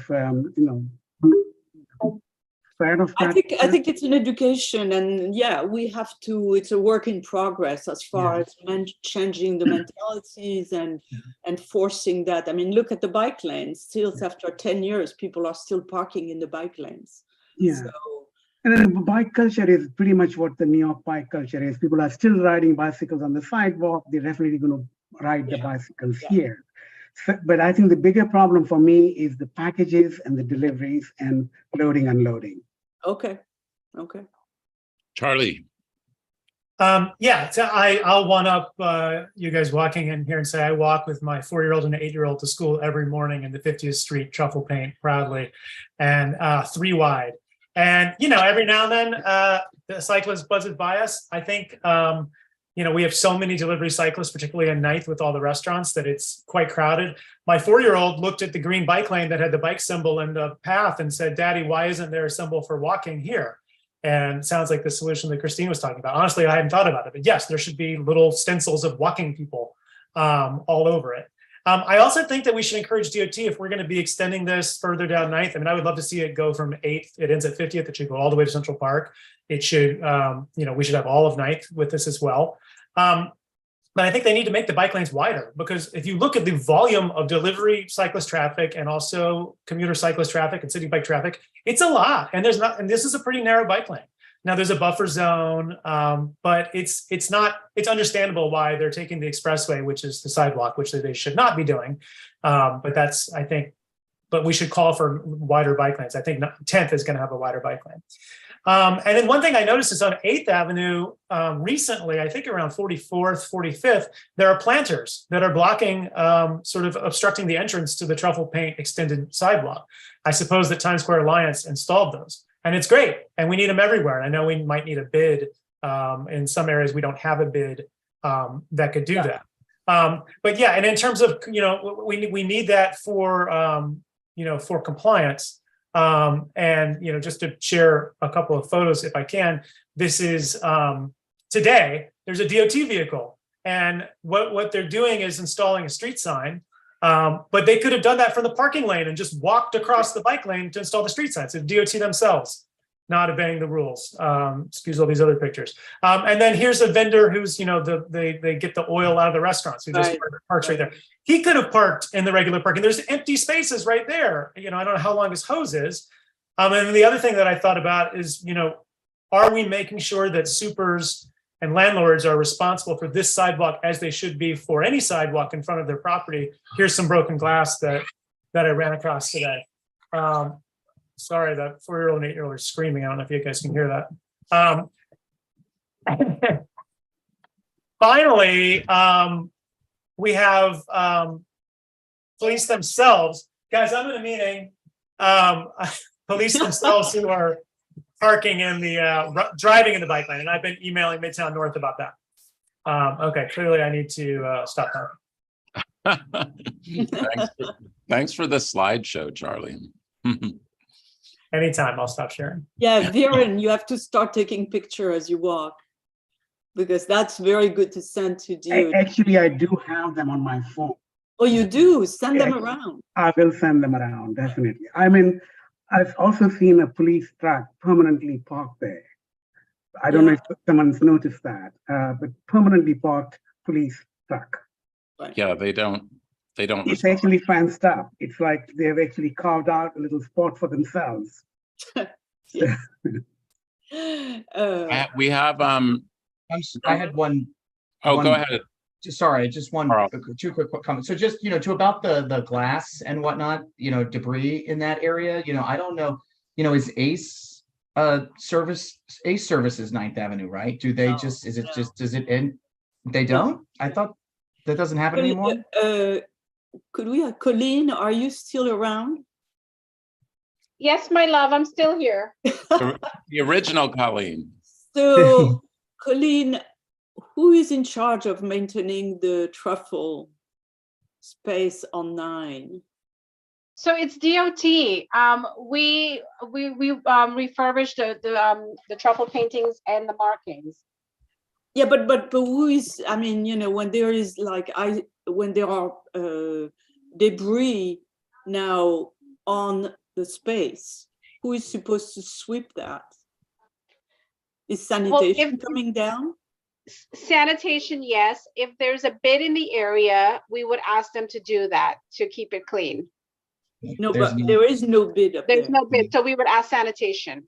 So could you ask them, because I've seen and Charlie was I can reach out to sanitation and ask them. Right. Ace does not do 9th Avenue anymore? Well, they may do the the garbage pail, not the truffle paint. I thought, well, they used to sweep the curb line. We have a couple So- of, we have a couple of speakers. I'm- We have a I couple. had one follow-up question, Dale, that was separate from that. I'm sorry. And I apologize. Do we the east side of 8th is not us, right? That's not our jurisdiction? No, never mind then. CB5, yeah. All right, I'm gonna, Janine, can you bring over Michael and Jahia? Sure, 1 second. Well, they decided to stay for the whole session. Are you with us, Michael? Hi, yeah. I just wanted to point out Viren's point. I think he brought up some really great points in regards to these curb extensions being okay. The cyclist going through them is, I think, the lowest priority. I think that the delivery folks, city officials from the DOT to the fire department to, of course, the NYPD, who use them as free parking. I do notice that truck on 8th Avenue, I forget which streets it's between, that, like Viren said, is completely fenced off, like they own it. Oh, this is 38 and 39. Yes, and it completely dissects that whole experience that you get from the most vital part of that section we worked so hard, or y'all worked so hard to do. My opinions about the $11 billion budget aside, they could have just moved the truck into the traffic lane. In regards to Charles's point, I think that the planters is a great idea, but those large granite boulders also serve the same purpose. I don't know if they're cheaper or more easily to access, but I know that they exist on 10th Avenue and like 37th Street, and they serve a similar purpose. But finally, I wanted to congratulate everybody for their work. It's a really beautiful addition. I can't wait to see what it looks like in the summer. I really hope that we don't have too much anti-homeless furniture there. I think that's a crime against humanity. I think public space should be public for all. Thank you. Thanks, Michael. And Jahia. So I won't have the slideshow that Charlie has, but I will say that recently, all up and down 8th Avenue, there are now the sort of like NYPD light trees, which, you know, if the lights don't deter people from using that space, we want them to be able to use. The exhaust fumes from the generator certainly will, and I will, you know, say that even just like riding by as a cyclist, it's problematic. So very supportive of anything we can do to add more sidewalk extensions, but also to make sure things like that don't take it over permanently. The problem, as I see it, is that we don't have any accountability, especially when it comes to the NYPD.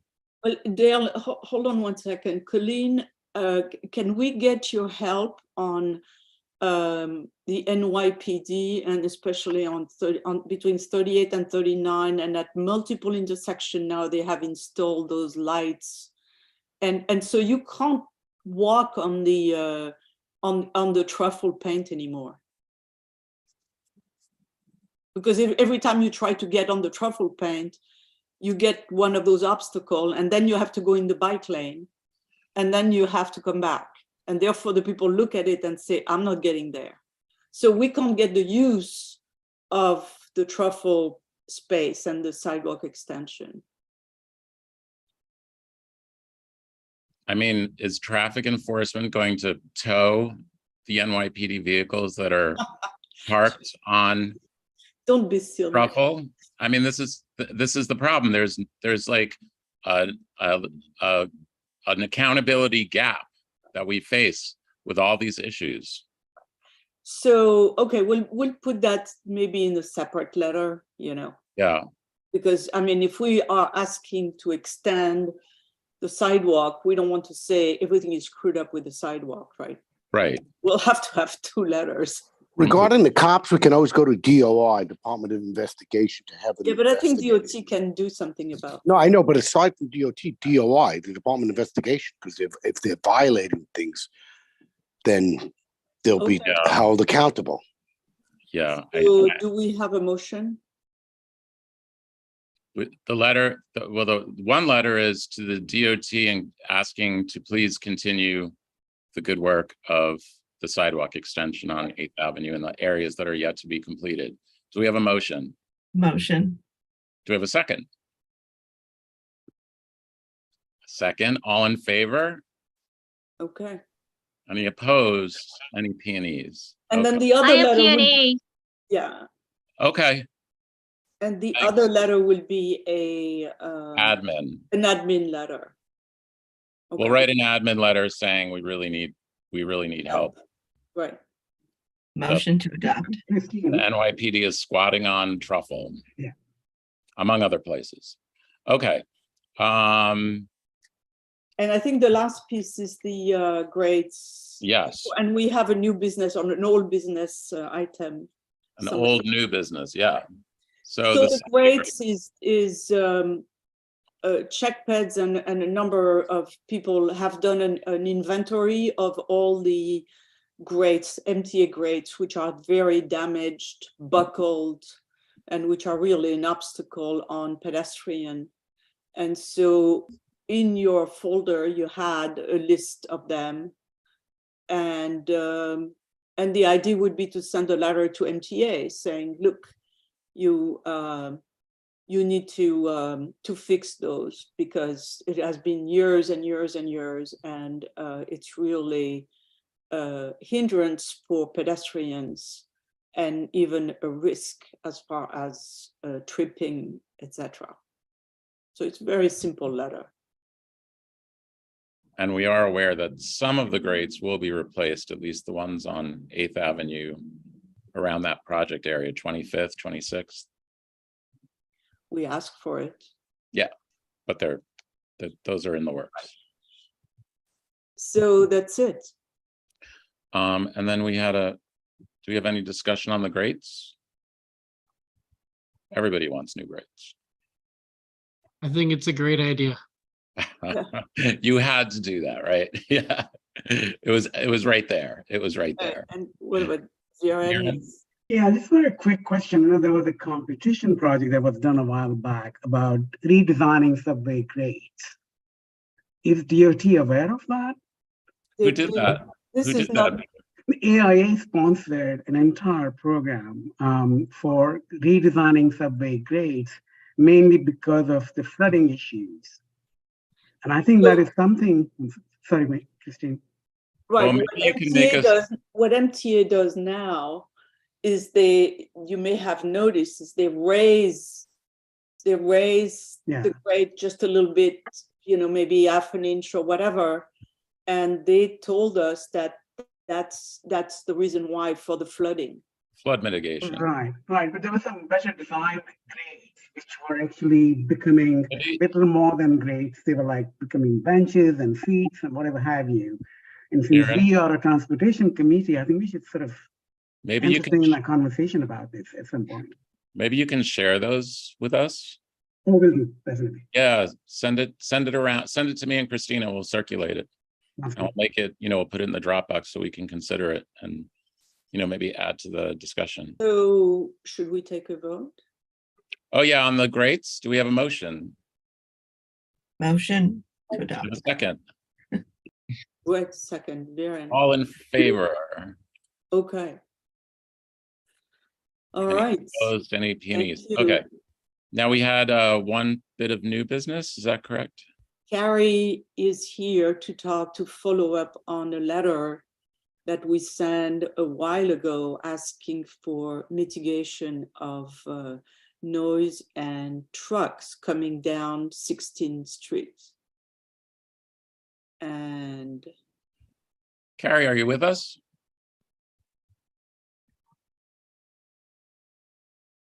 I'm here. Can you hear me? Yes. Okay. Hi, guys. Thank you. Yeah, I'm here to talk again, to circle back about the impact of the trucks and particularly the private carting companies on the block. And I do hope that Colleen is still on this call because I think it's really important that she hears this. I do want to thank CB4 and Christine and Dale for writing a very thoughtful, articulated exactly what I said. Obviously, we've been dealing with this problem, as Christine pointed out when I brought it up. For 20 years, I have been, in touch with Christine Quinn's office when she was around, Thomas Duane, Richard Gottfried, Jerry Nadler, and it's still 20 years later with it only getting exponentially worse because of the gentrification of the meatpacking district. We are flooded with private carting companies. I can tell you who they are because I'm now logging it, the times that they're coming down here. There's a company called Action, Waste Connection, Philco, Cardello, and Cogent. Last Wednesday evening, it was 11 times that they came down here from starting about 10 o'clock at night into the wee hours in the morning, which is when they are picking up at Google and Chelsea Market, whatever. We are beyond fed up. I've had people on my block who have resorted to sleeping pills, noise machines, fans, air conditioning units, putting in city quiet windows to drown out the noise of these carting companies, which, by the way, they start rumbling about a block and a half away from us. You can feel it when they're coming down the block. I've been in touch myself with the BIC. I tried to get in touch with Liz Crody. I was, rerouted to a woman by the name of Nicole Matthias, who is the director of policy at NYC, and she said it was as good as speaking with Liz Crody.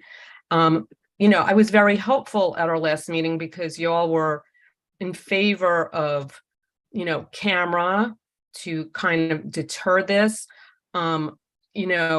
and when I spoke to the BIC, they said that they would speak to the dispatch units of these carting companies to tell them that they are using illegal, routes, not truck routes on these residential blocks. And they're basically kind of shrugging and throwing up their shoulders. I just want to see action because it has been, as I said, 2003. I have all the files, the letters from Christine Quinn, from Tom Duane's office, from Gottfried. I have this. Enough. We deserve a decent quality of life where every single night, maybe Sunday is the only day that we're not subjected to this, of having these carting companies. At this point, forget about the trucks that are coming down. That's just, I'm more focused now on this because I don't think that there's no NYPD enforcement at 10 o'clock at night. They're out, getting criminals and crime. So they're not going to be sitting there, the traffic unit police, ticketing at those hours of the night. I want to know, I'm begging you guys to help us because, we didn't sign up for this. And the fact, that all these different agencies on this letter, the NYPD, the commissioners, this and that, I don't know what else to do. I've spoken to Brad Holyman's office about it. I've spoken to Mark Levine's office about it. And I'm getting all kinds of I've spoken with Eric Botcher's office about it. And I'm just, really hopeful. I was very hopeful you all were in favor. I told my neighbors on my block that, this is going to happen. We have people here that are advocates that are helping us. It's just very, I don't see the light at the end of the tunnel. And I'm just wondering what you guys can do because this letter, you nailed it. And, you got it, all the points down 100%. And I'm just hoping that you all, can help us, in some way to make this stop. It is not a truck route. There is signage all over. I sent over the signs. There are 3 signs. I can send it to you guys for you to see it posted that it's a no truck, block, with a truck with this, picture of a truck with a circle and a slash going through it. And, I'm wondering what the follow-up is and what has happened, because all these, you know, you CC the Google people, Chelsea Market, Western Beef, Meatpacking Improvement District, you know, the Manhattan Borough President, the captain of the 10th precinct, the 13th precinct, the BIC, and nothing has happened since that. And I know it takes time, but just. Yeah, Carrie, Christine, what do you think of this? Because Carrie sent us some photos which captured the carting companies, Action, Waste, Philco, Cordelia, Cogent. What, do you think we should address letters directly to these carters? Yes. I was thinking that. Yeah. I don't know whether it would be successful, but we have nothing to lose. Yeah, like with all the appropriate CCs, but right. Go. You know, like, what we might want. I'm sorry, David. Just 1 minute, please. Right. We can you know, look up. We can get in touch. We can have the district office get in touch with these 5 companies that you have captured violating, you know, this reg, and say we have, you know, the residents of 16th Street have ample evidence that you are directing your vehicles on 16th Street against the regs, and we need you to address this with all the appropriate CCs. Do you think that, I mean, I don't know whether it would work or not, but do you think that's a good direction to go in? I think, yeah, I think that's a way to do it. I mean, you know, what else do we have, can we do? Yeah, I agree. It is a good direction. David, I will get to you, but please. Okay. I love that idea, Dale. I think, you know, the more people that can kind of get in touch with them, that it's, you know, not just this one person living on 16th Street, and that, you know, it's coming from a more, you know, established group of people that are, you know, kind of watchdogging and what's going on transportation wise throughout the city and our district. I love that. I also wonder, with these other, had you gotten any responses from the Googles, the Chelsea Markets, those, you know, facility managers? Did you get, you know, if they could speak to? No, because those are their vendors, right? Those are the people that they're hiring for private. But I think it's probably more difficult. I mean, you know, what it is that those companies, they are vendors. The vendors show up, you know, in the middle of the night. The executives are not there at that time, right? So maybe I think Dale's idea is really good. I like it. I love it. But We'll what give it a also, shot. I mean, we can put the district office on, you know, getting the appropriate contact at each of those companies, and saying, you know, while we appreciate that you're undertaking this vital work, you can't do it on 16th. You can't use 16th Street as a through street. right. I mean, 2 blocks away is 14th, right, which is a truck only, you know, and emergency vehicles. What about the camera? Because, you know, I Carrie, I don't think you're going to get a camera. It's a really heavy lift because it's Albany. Right. What do you they mean? don't have it, yeah, you have to go to the state. They don't have those cameras. They have, I mean, I don't think so. We can ask again, but I wouldn't put my money on that. Why is it legislative too? Because they've installed. Because they don't have the number of camera that the city can use is dictated by Albany, which is crazy, but that's the way it is. It's another instance where the state government is overstepping a little bit in the city's business. Even though they just installed all these like speed cameras all over the city, was that Yeah, also? but it took them like 4 years to get it done. Through Albany, yeah. Wow. So that would be new legislation or legislation that. Carrie, we're going to open it to there's several members of the committee who want to weigh in, so I'm going to open it to them. David, go ahead. Thank you for waiting. Dale, you came up with a great solution. I like your solution. I was going to suggest David, your sound is breaking up. I was going to suggest. Unless is I'm it working? frozen. I don't know. Okay. Dale, you gave a great solution. I was going to suggest the cameras, and it is a heavy lift, deal with our state assemblyman, our state senator, which they've already done, and possibly the Senate Majority Leader and Assembly Speaker on the Transportation Committee, and try to get the governor on board, because that's really the only way. And the Right. people on Well, we 16th do Street have a might have letter. to also work with transportation alternatives to do a petition for that. That would be on their end, not our end, because but I mean, that would be my suggestion to this nice person who spoke, is to do a petition with Well, that's a good. TA. But on our end, we need to reemphasize the electeds and put it and zero in on that. Not just forget about Eric Botcher, because he's a council person. Or forget about the mayor. That's their city, but just zero in on the state, like laser. On the state.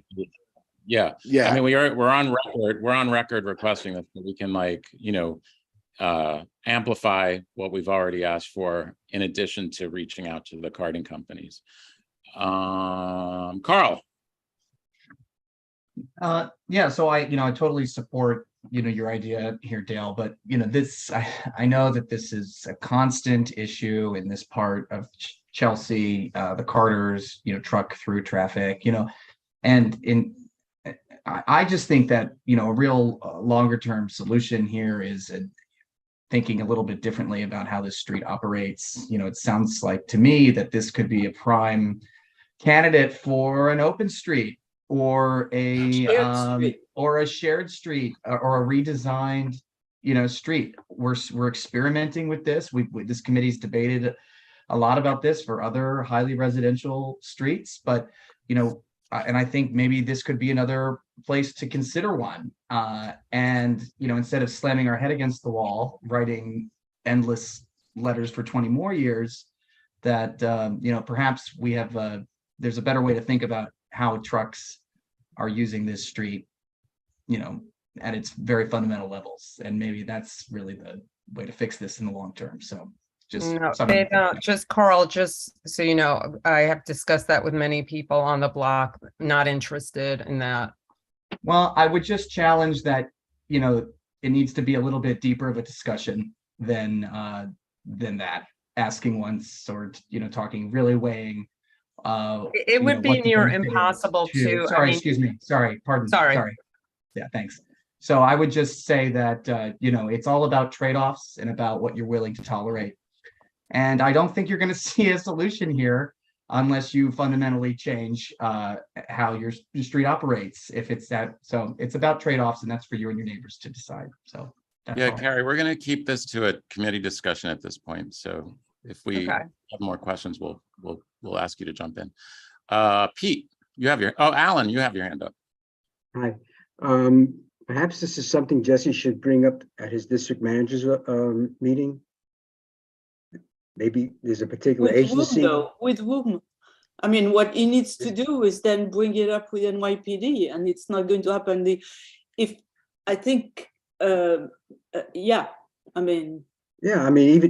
it's just NYPD, I mean, at least it's on the agenda there, and it's got to be talked about. It's got to be brought to their attention, at least at that level, at his level.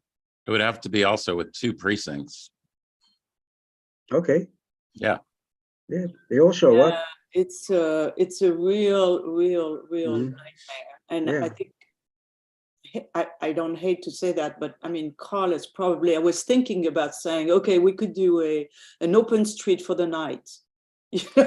Every night. Nighttime, nightlife, bring it to the nightlife put a committee of New York barricade City. with a big sign, and then and which says no entry, right?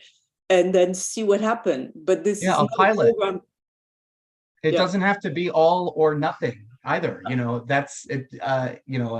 Maybe it's worth, you're, instead of, spending all your time at these committee meetings complaining about the same thing over and over again, maybe it's worth it to try a pilot of some kind for a few nights and see. And, that could help convince neighbors. But I don't think you're going to realistically see a real change to this unless you change your tactic a little bit. And I think our committee would support and be helpful in a change of tactic. So I think a short term is we can, decide, go ahead and write letters to the carding company and put on the district cabinet. And then Carrie, you need to take that back if you want me to, go sit down with your block association, I'll be happy to do that, to discuss what physical changes could be made to the street so that doesn't happen. Mm-hmm. Where is, I don't know if Colleen is still in here. I mean, where is the Department of Transportation? What is their accountability to this? Well, I they have no accountability. They're gonna point to enforcement. Right. They're going to say it's an enforcement issue. We put the signs, we put everything we did everything we should do as DOT. And they are going to say, if NYPD doesn't enforce, what can we do? Right? Which they are right in this case. This is not their fault. They did everything they had to do. Okay, well, I'd like, I love the idea of you guys reaching out to the BIC and send, do that. Let's start with that. Yeah, but I mean, it's like, it's almost like we're living off the BQE or the LIE. That's how horrific it is. Yeah. So, nobody on a residential block, we didn't sign up for this. Yes, there was all kinds of, business improvement and gentrification in the neighborhood. And I think I might have lost some sound. Hello? No, you're I don't good know if with it's the my sound. Your connection image, or if your it's- image doesn't move anymore. okay, thank you. Okay, Appreciate it. Okay, thank and you. I don't think we need to vote on anything there because it's something we have already voted on. So this is just one more step into that process. Yeah, so you guys will reach out to Yes. Okay, thank you. Appreciate it. Thank you so much, everybody. Dale, are you with us? Okay. Do we have? I think we lost him. Yeah. Right. Do we have a motion to adjourn? So moved. Okay. Thank you so much. Excellent discussion, really. Lots of good stuff. And Carl, great idea tonight. All right. Open street, shared street. Good night. Good night. And everybody. Bye. Good night. Good night.